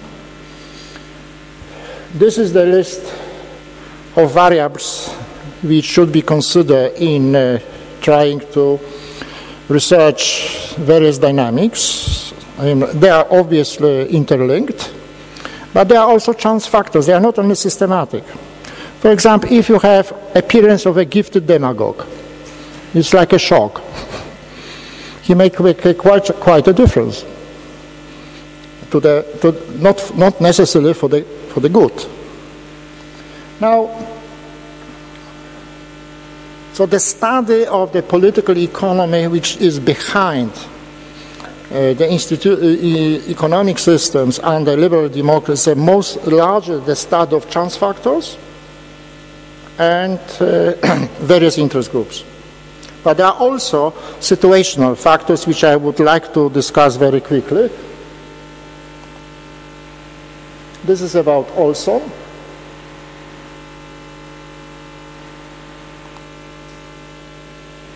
But adding to Olson's, commenting on him. As you might remember, he put a great emphasis on discrete events, revolutions which, if you have a good direction, then they get rid of pernicious interest groups, collectivist interest groups. But as I mentioned, there's a role of other factors, a huge role on the market system of technical change, which has institutional consequences. For example, you certainly know it, internet-based platforms are changing market economies in various ways, but also politics in various ways. So we cannot omit this factor while researching institutional dynamics and liberal democracy. I mentioned that one should focus more empirically on ideologically motivated interest groups who have very strong motivation, as fanatics from time usually have strong motivation. So extreme groups have strong motivation.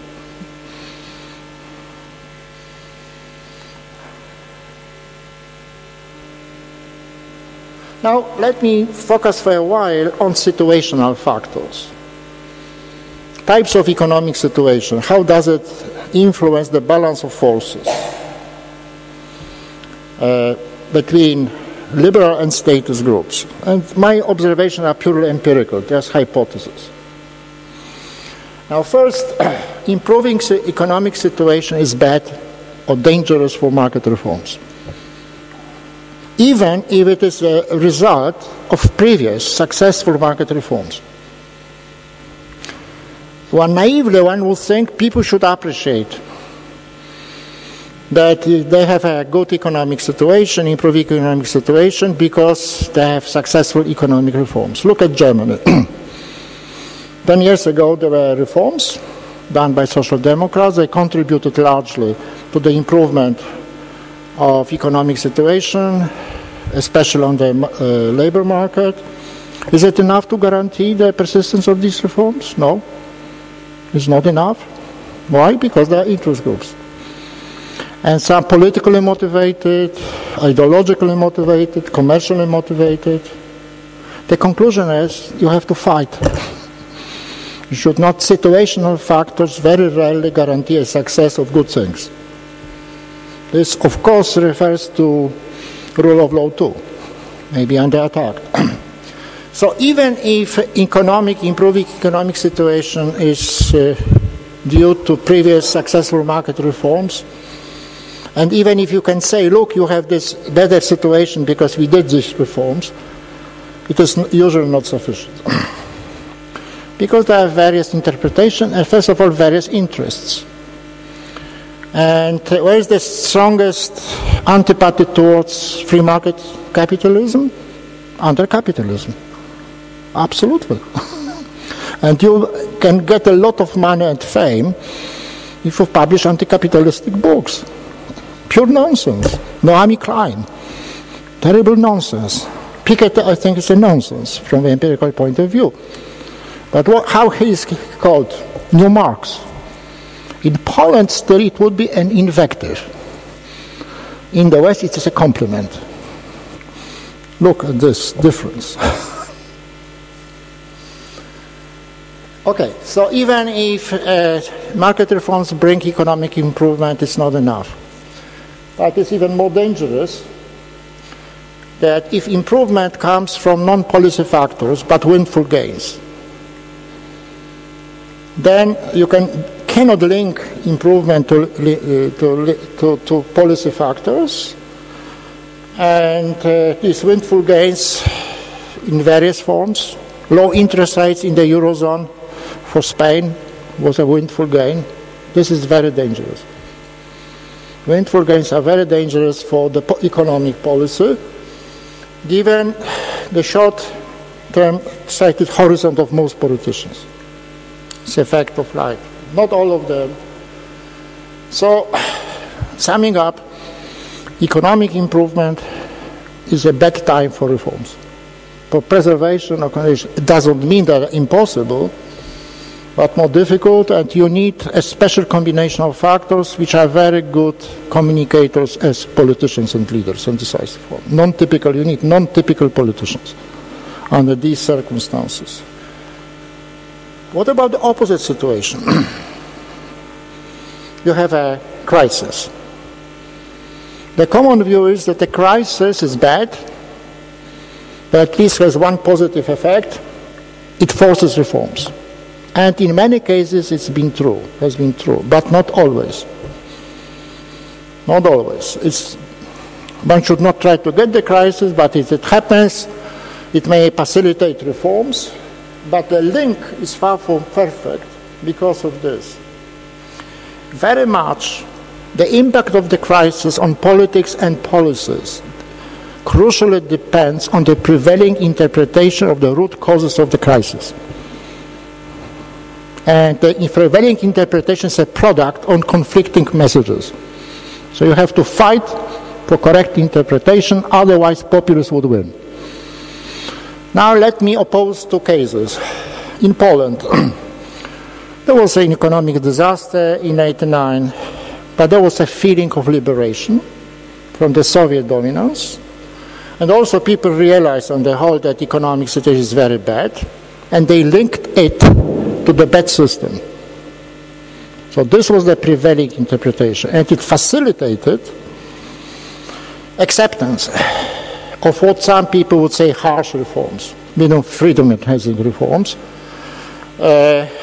because people were more ready than normally to accept these reforms. I call it the period of extraordinary politics, or window opportunity. But this is a gift of history. You cannot produce it. How long it can last? A year? 1.5 years before normal politics of petty quarrels emerges. And one of the arguments for very fast reforms and comprehensive reforms and was that there was not only an argument, it also made economic sense to move fast away from a bad system. But this gift of history make it even more important. So this was period of extraordinary politics in Poland, facilitated radical reforms.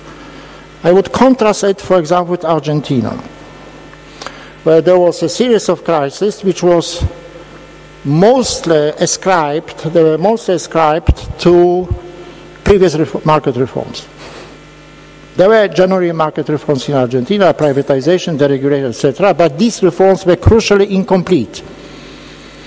They left ticking bombs, like the mechanism of fiscal irresponsibilities at the level of provinces, rigid labor markets.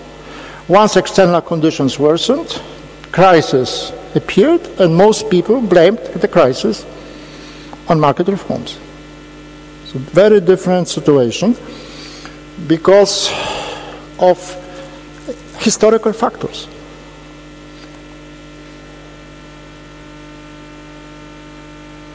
Now, a more general observation.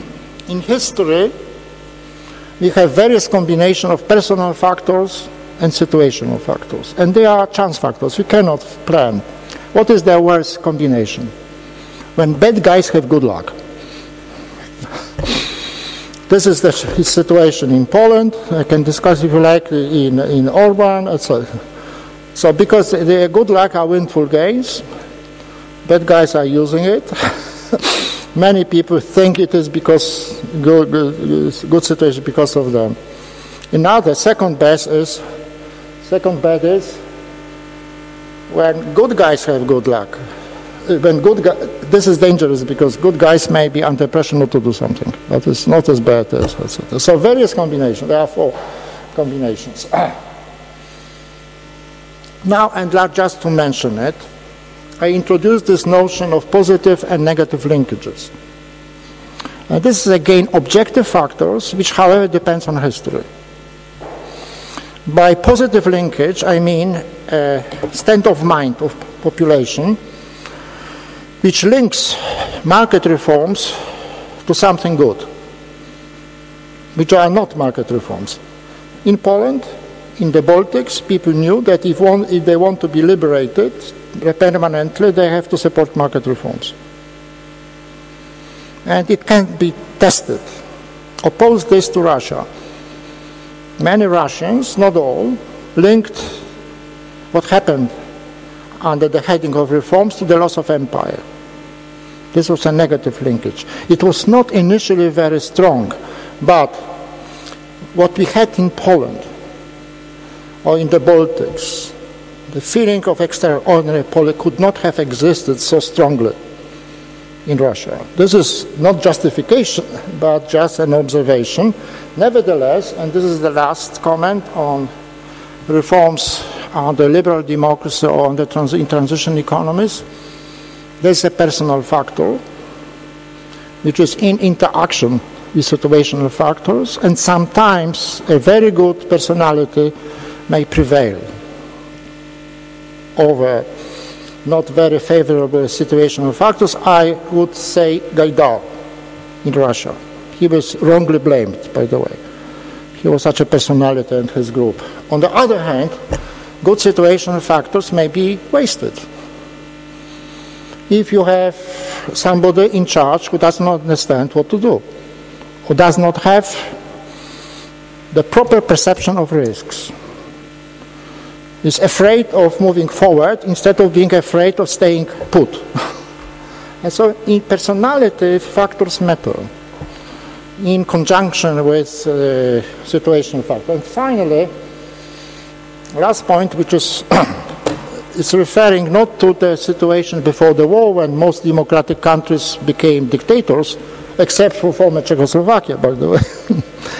But what I have in mind are recent events where under genuinely free elections you have bad transitions, and I define bad transition by lowering the level of rule of law, reducing civil rights, and in consequence reducing the extent of democracy as a competition. So what we are dealing with.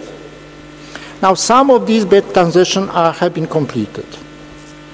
This is Russia under Putin, Belarus under Lukashenko. By completed I mean that under this regime opposition cannot win.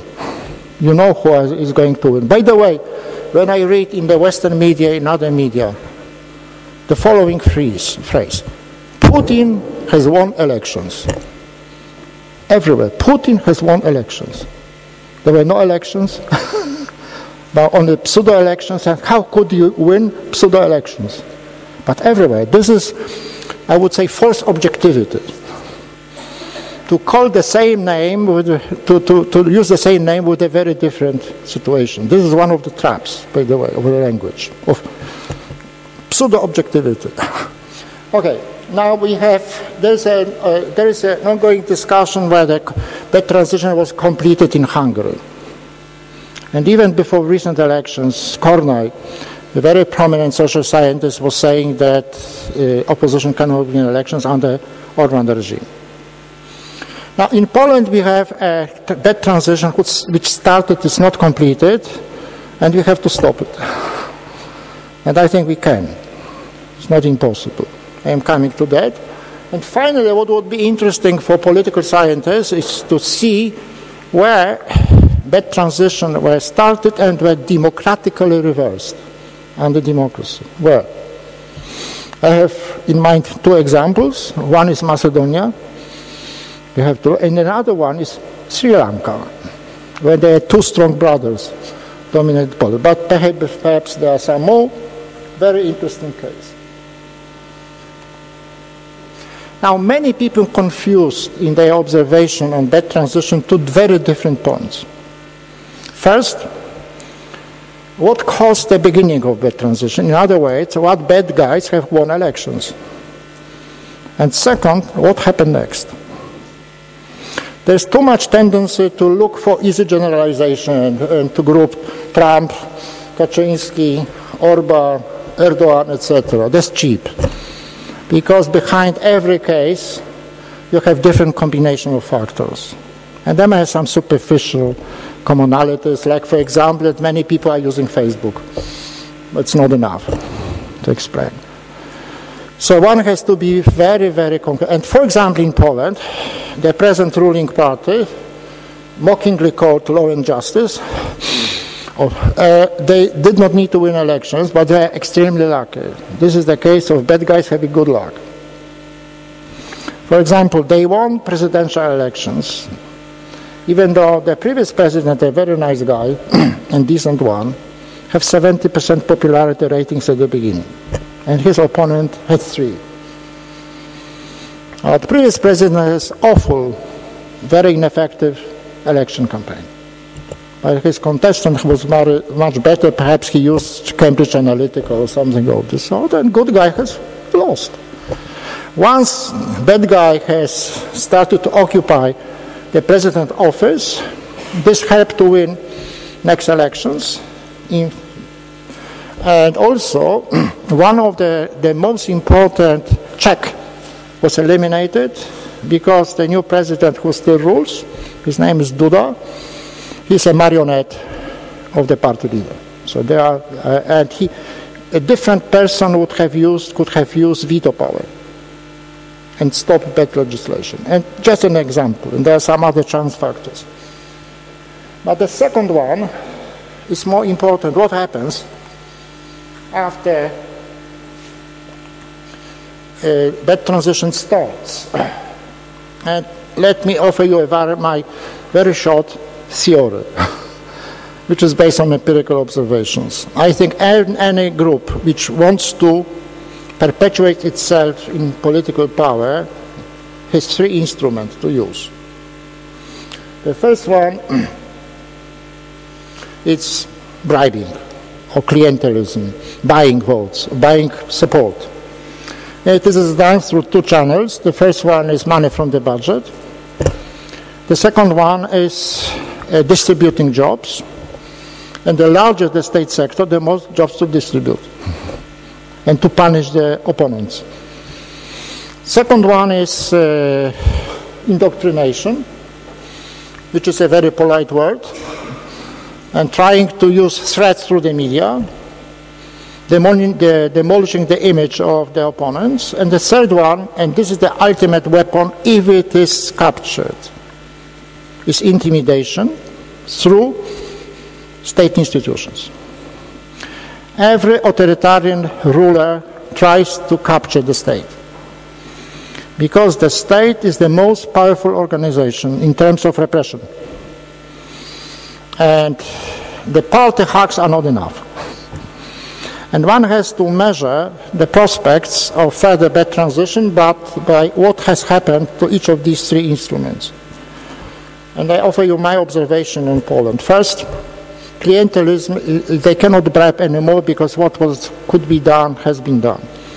The budget has a deficit, and if very good economic situation in European Union stops, and the problems which are masked because of the situation would emerge.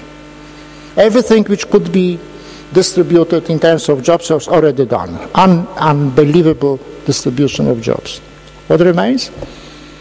Tools of intimidation, which are not used massively, to be sure, I'm not saying, but the legislation to use these institutions has been introduced against the Polish constitution.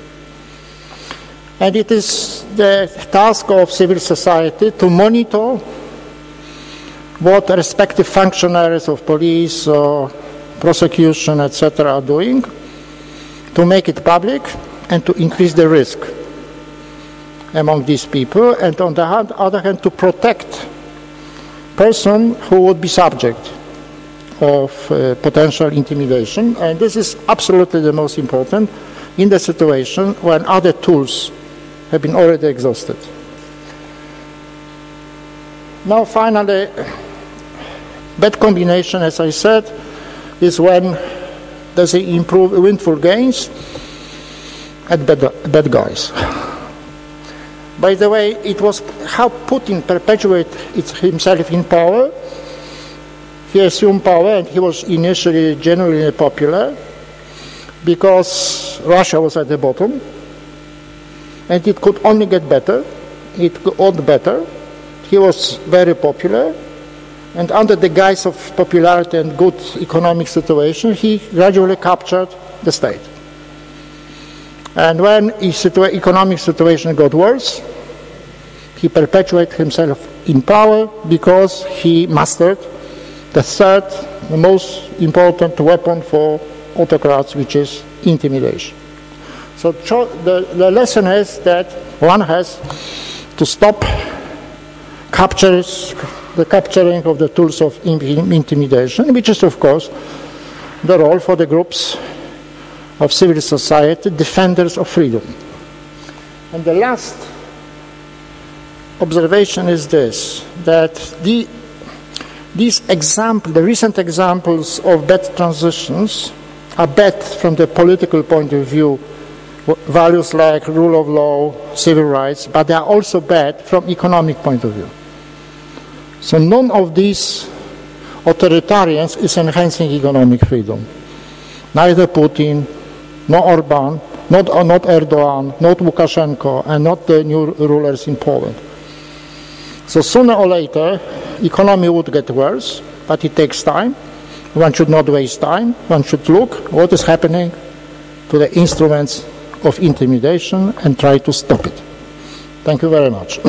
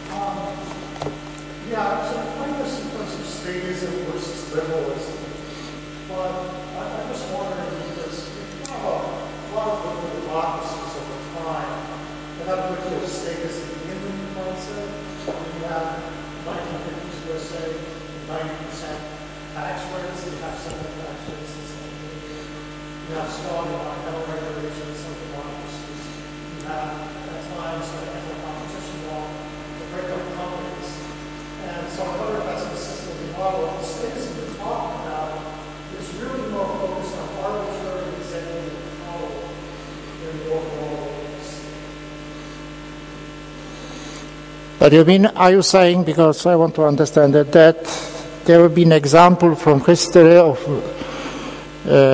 white status combined with good economic performance? Is it your statement? And then the question is why? How to explain this?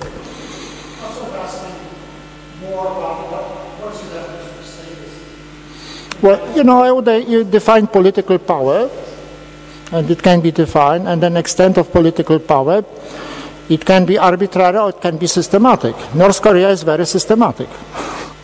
So it does not need to be arbitrary to be harmful. So first, large dose of state ownership is enough to produce bad economic performance. What is large is empirical, but it can be established. Certainly, one can say the less the better. And under socialism, when you have 90% or 100%, it was destructive. Why? Because state ownership is politicized sooner or later in every country, and the incentives of politicians who made ultimate decisions are wrong. They are not punished for their economic mistakes, and political mistakes give them popularity if they are costly. White elephants. So just it's a question of not they are bad guys. Some of them are, but this is not the issue. It's a question of incentives. First, we know there's a huge empirical research on the institutional policy and institutional determinants of the differences in economic growth, which is in the longer run the most important. So I would say, even though somehow in the European Union they do not mention state ownership as a problem, a very strange political correctness, but it is a huge problem. Then if you have unpredictability is certainly a problem, even though it's not necessary for cause economic, but unpredictability reduces incentives for private investment. Especially the investment which is by its very nature more risky than normal, which are innovations. So you have two risks. So it's absolutely destructive, unpredictability.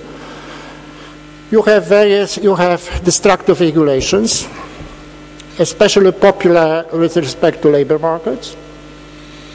Then if you can't dismiss even non-working people, you don't hire these people. This was the problem of Spain, Italy, to some Greece, to some extent relaxed. Still a problem, I think, of France.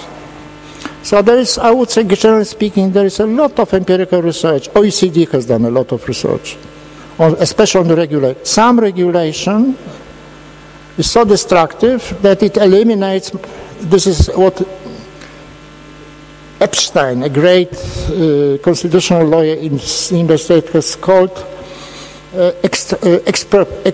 expropriation. It's a regulatory expropriation. It does not pay, even though you have nominally private owner too. Certainly fiscal crisis are costly, even in the longer run, I think. Not indefinitely, but long enough to... We are having interesting discussion how destructive in the long is going to be unconventional monetary policy, which has been practiced for 10 years. It's, I think, very important nowadays empirical problem.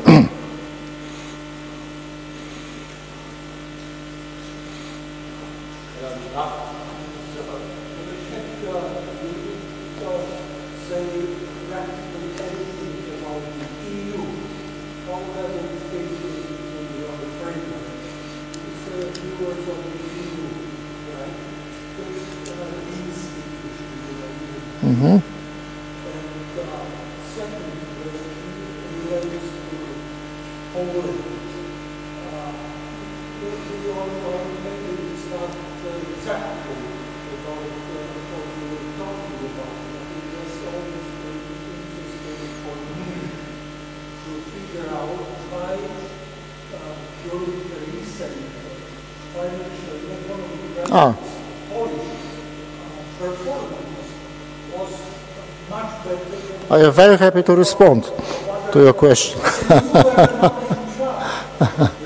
I was in charge. I explained. Okay, now there's a lot of criticism of the European Union, sometimes well-founded, but it's not enough, because one would have to compare policies of the respective countries being members of European Union and outside Eurozone. And let me take the case of Brexit, because probably it's the best example. Britain is widely considered to be more free market country compared to some other countries. And one of the pseudo-rational or rationally worded justification was that once we abandon European Union, it would be more free to relax domestic regulation, to conclude free market agreements, etc., etc. The more important emotional reason would be we would block immigration. And this was very powerful. Now, how justified was this free market argument? I think poorly. First, because Britain has been supported over 90% of European Union regulations.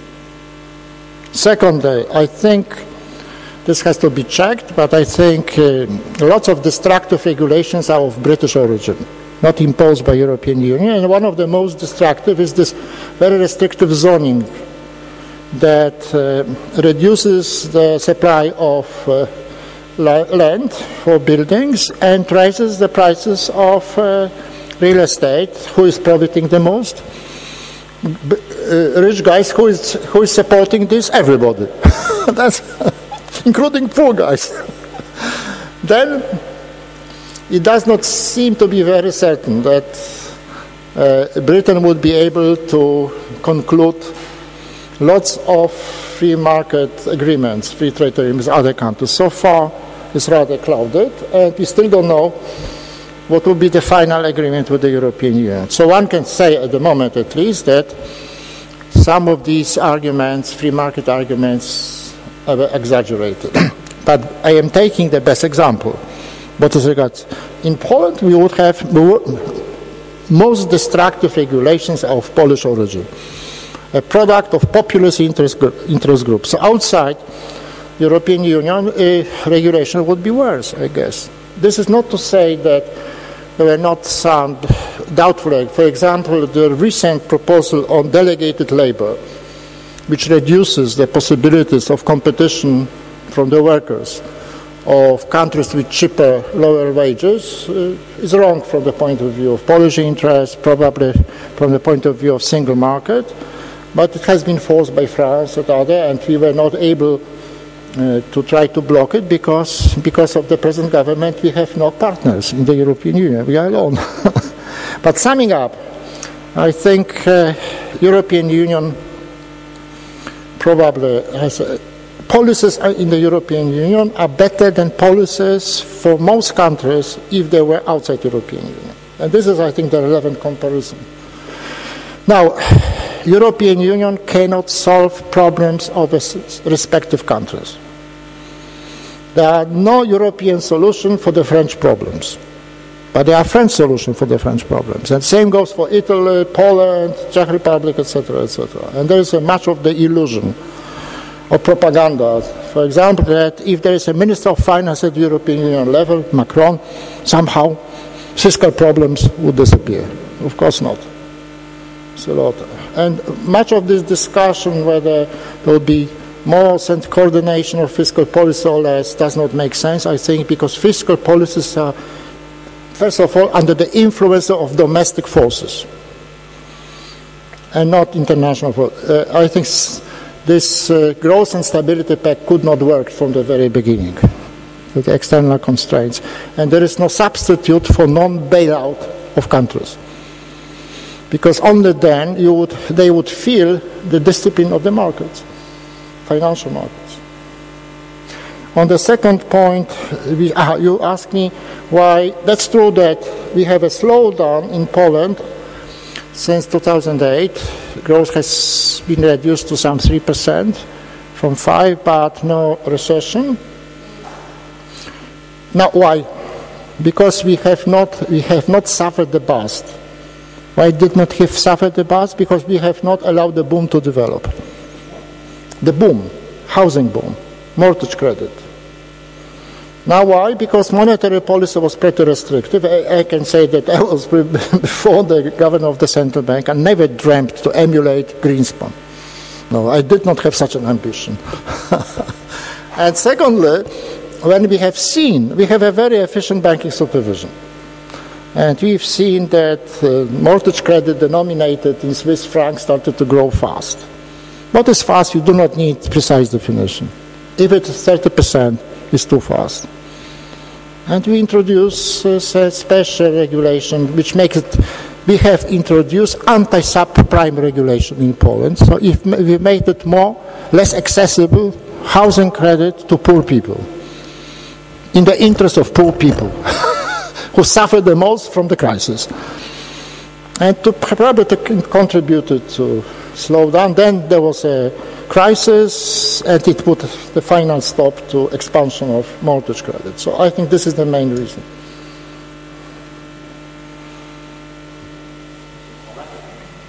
So I was really interested in your analysis of bad transitions.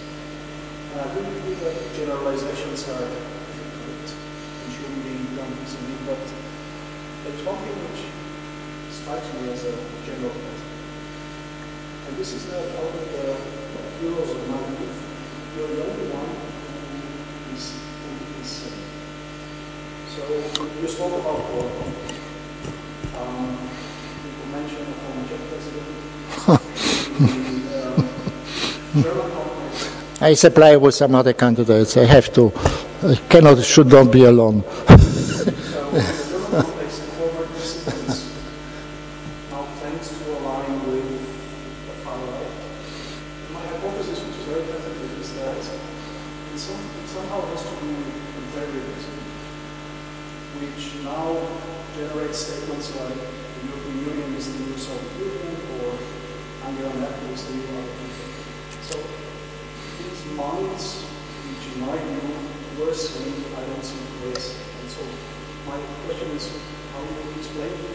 You mean, how can I explain that I remain sane? Well, what can I say? Well, of course, that's a very awkward. I can say I was never. I was a contrarian in a sense that I hated demagogy, very sense and lies. I have this weakness. I hate this. And when I was for the first time in charge of Poland's reforms under this period of external policy, I did not need to communicate.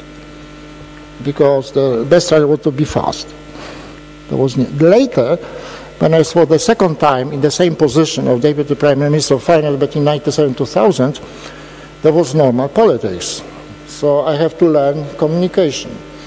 And I have a very good communication team of my students, former students, and I have to acquire some communication skills. And one lesson was be faster. Attack your potential attackers with communication. I give you one example. We knew when in 97 or 98 that medical personnel is preparing an attack in a sense that they want to have more money from the budget. They always want to have more money. What they did, we prepared and published the Black Book of Waste in the public health sector, and they were pushed into the corner. So they have to defend themselves. And I prefer attack well prepared than defense. But no, since you ask me about myself, I can say that I was a candidate in elections in 97 in the most industrialized region of Poland, which is Silesia. Lots of workers, lots of miners. And I never pretended that I love miners. And I never pretended that I am not what they call liberal or free market. I never gave up on the reforms. I have very good campaign, by the way. I have won elections there. And my candidate, my competitor was trade union leader, which came from Silesia. I was an outsider, and I was a liberal. So from time to time, it can be done. So, and of course, I cannot comment on other people.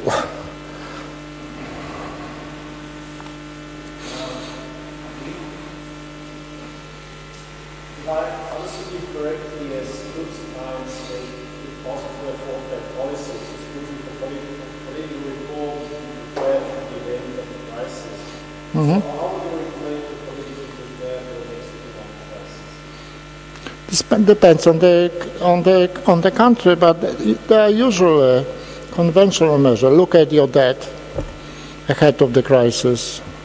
Look at other problems. If your economy has a weak growth prospects because it's too much regulated or politicized, then deregulate, etc. Make it more efficient. So nothing revolutionary. The point is, I don't think there's a main intellectual problem with what policy work better than other policies given the same problem. It's like in medicine. You don't know everything, but you know quite a lot. The problem is political economy. So 90% of my time I spent on communication.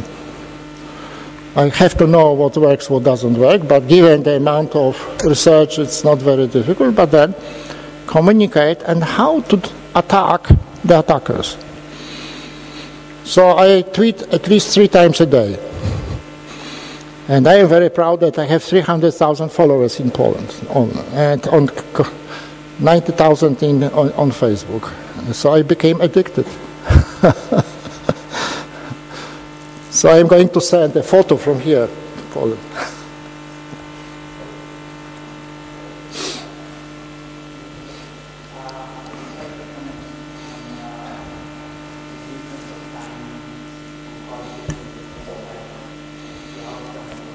Yes.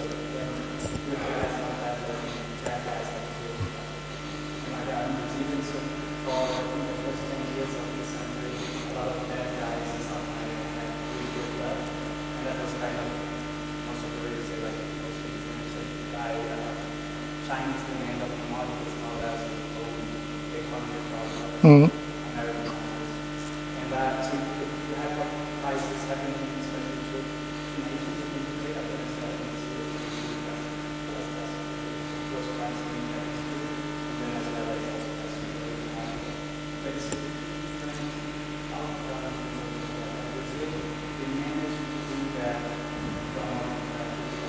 That's very interesting. Mm-hmm.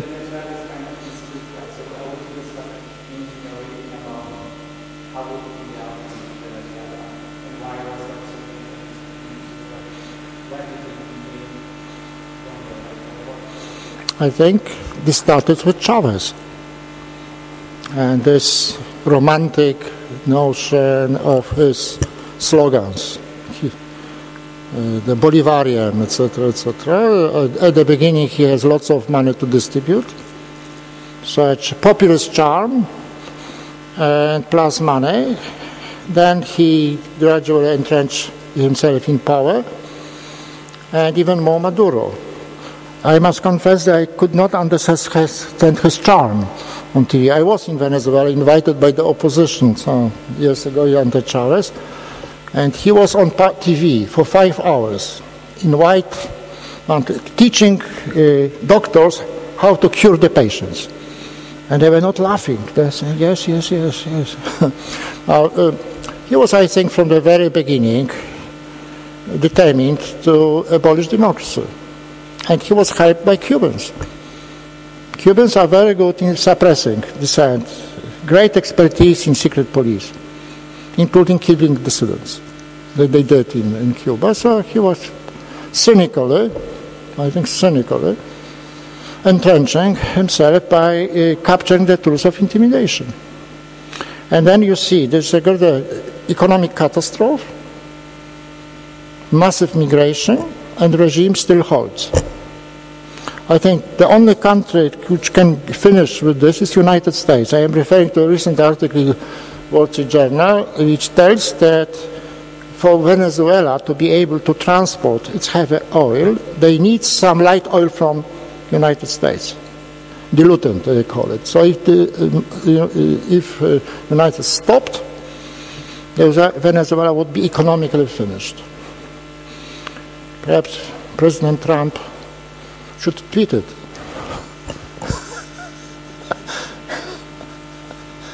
Diluent.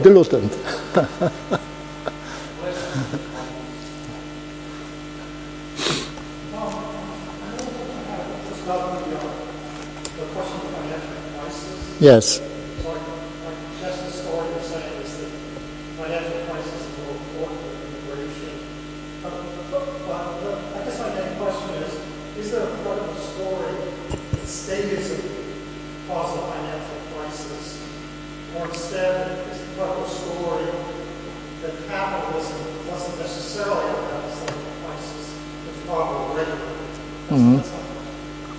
Okay, I think it's very important.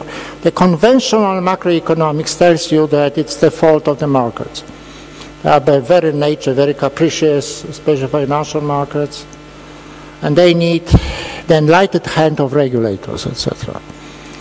But this is based on, I think, on models who can tell you everything, what you want, and it tells a wrong history of interpretation of history, including Kindleberger's, who is saying, he's describing as though crises were regular, regardless of time and space. Now, for me, what was very revealing was literature by George Sergin, no certain name, Kalomiris, Dowd, etc., empirical. And what this literature shows, that the occurrence of financial crisis is very uneven across space and time. For example, in Canada, when United States have regular or frequent crises, there are no crises in Canada, and what Sergin or Kalims are saying, and for me it's convincing, the differences in the occurrence of the crisis can be linked to different policies. For example, one example which I think Kalomiris gives is that Canada has allowed branching, so diversification of risks in the banks larger, while in the United States there was a limitation or prohibition of across state banks. And I was a member of what was called high-level group in the European Union some 8 years ago, the La Rosière group, to investigate the reason for the crisis, and we put a lot of effort into trying to dig in, and we have shown that a large role of policy factors in causing the crisis, fiscal crisis, financial crisis, too big to fail. Tax regulations which favor debt versus equity, and many other regulations. So again, this is an empirical issue, but I think there's a conventional thinking that financial crises are due to instability of the markets. Of course, markets from time to time fail, but they fail less. And if they fail because of bad interventions. They fail more often, but then the blame is put on the markets. And this is called market failure.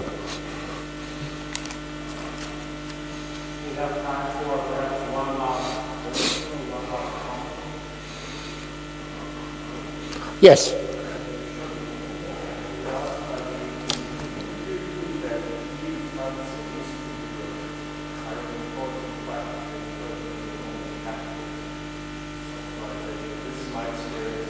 Okay, this is an empirical question, and I don't know the research. I cannot say it's certainly not true.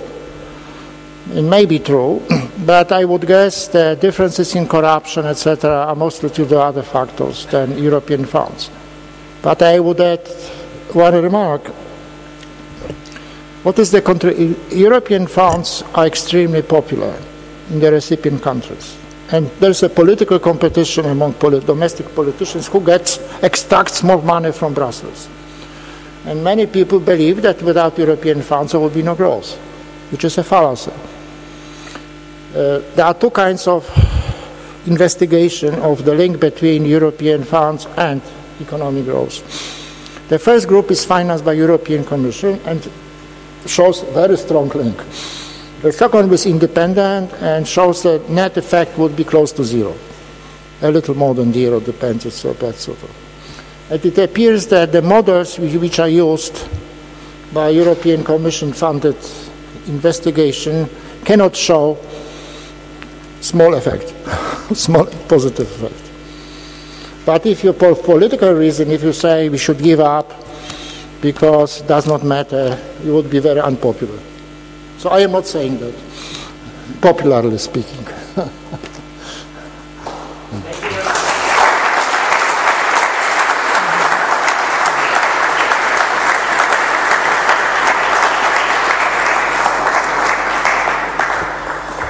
Okay, we are now at the very end of our program. Allow me very few technical points about tomorrow's program.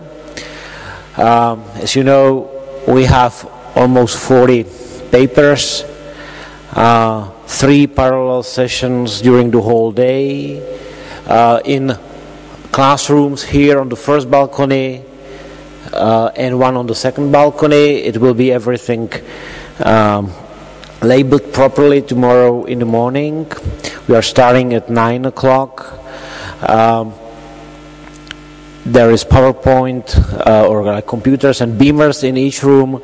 Also, let me promote the last presenter in each group to be a session chairman, so that he will be the one keeping his eye on timing, so that all 3 people have their fair 30 minutes. Please, and I hope it is in the interest of all of us, limit the presentation to 15-20 minutes so that we have time for debates. You want to get feedback to your papers. If you want to share with other people your papers, do it directly, so exchange business cards, send emails to each other. We don't have any system to share it. We used to have it, but nobody actually used it, so I stopped providing it. And it'll be a busy day. We'll have two coffee breaks with small refreshment between sessions in the morning and then in the afternoon. And for today, those of you who registered and paid for a dinner will be leaving Severo at 6:15, going to this beautiful Joffin Palace on the island just across the street from National Theatre, and we will have 2 or 3 more hours to debate informally. Right? So just make sure you are here in front of Severo at 6:15. We'll be walking there. Hopefully it will not be raining. If so, we'll take a tram or something. It's not far away. And I'll see you all in the morning. Thank you for coming.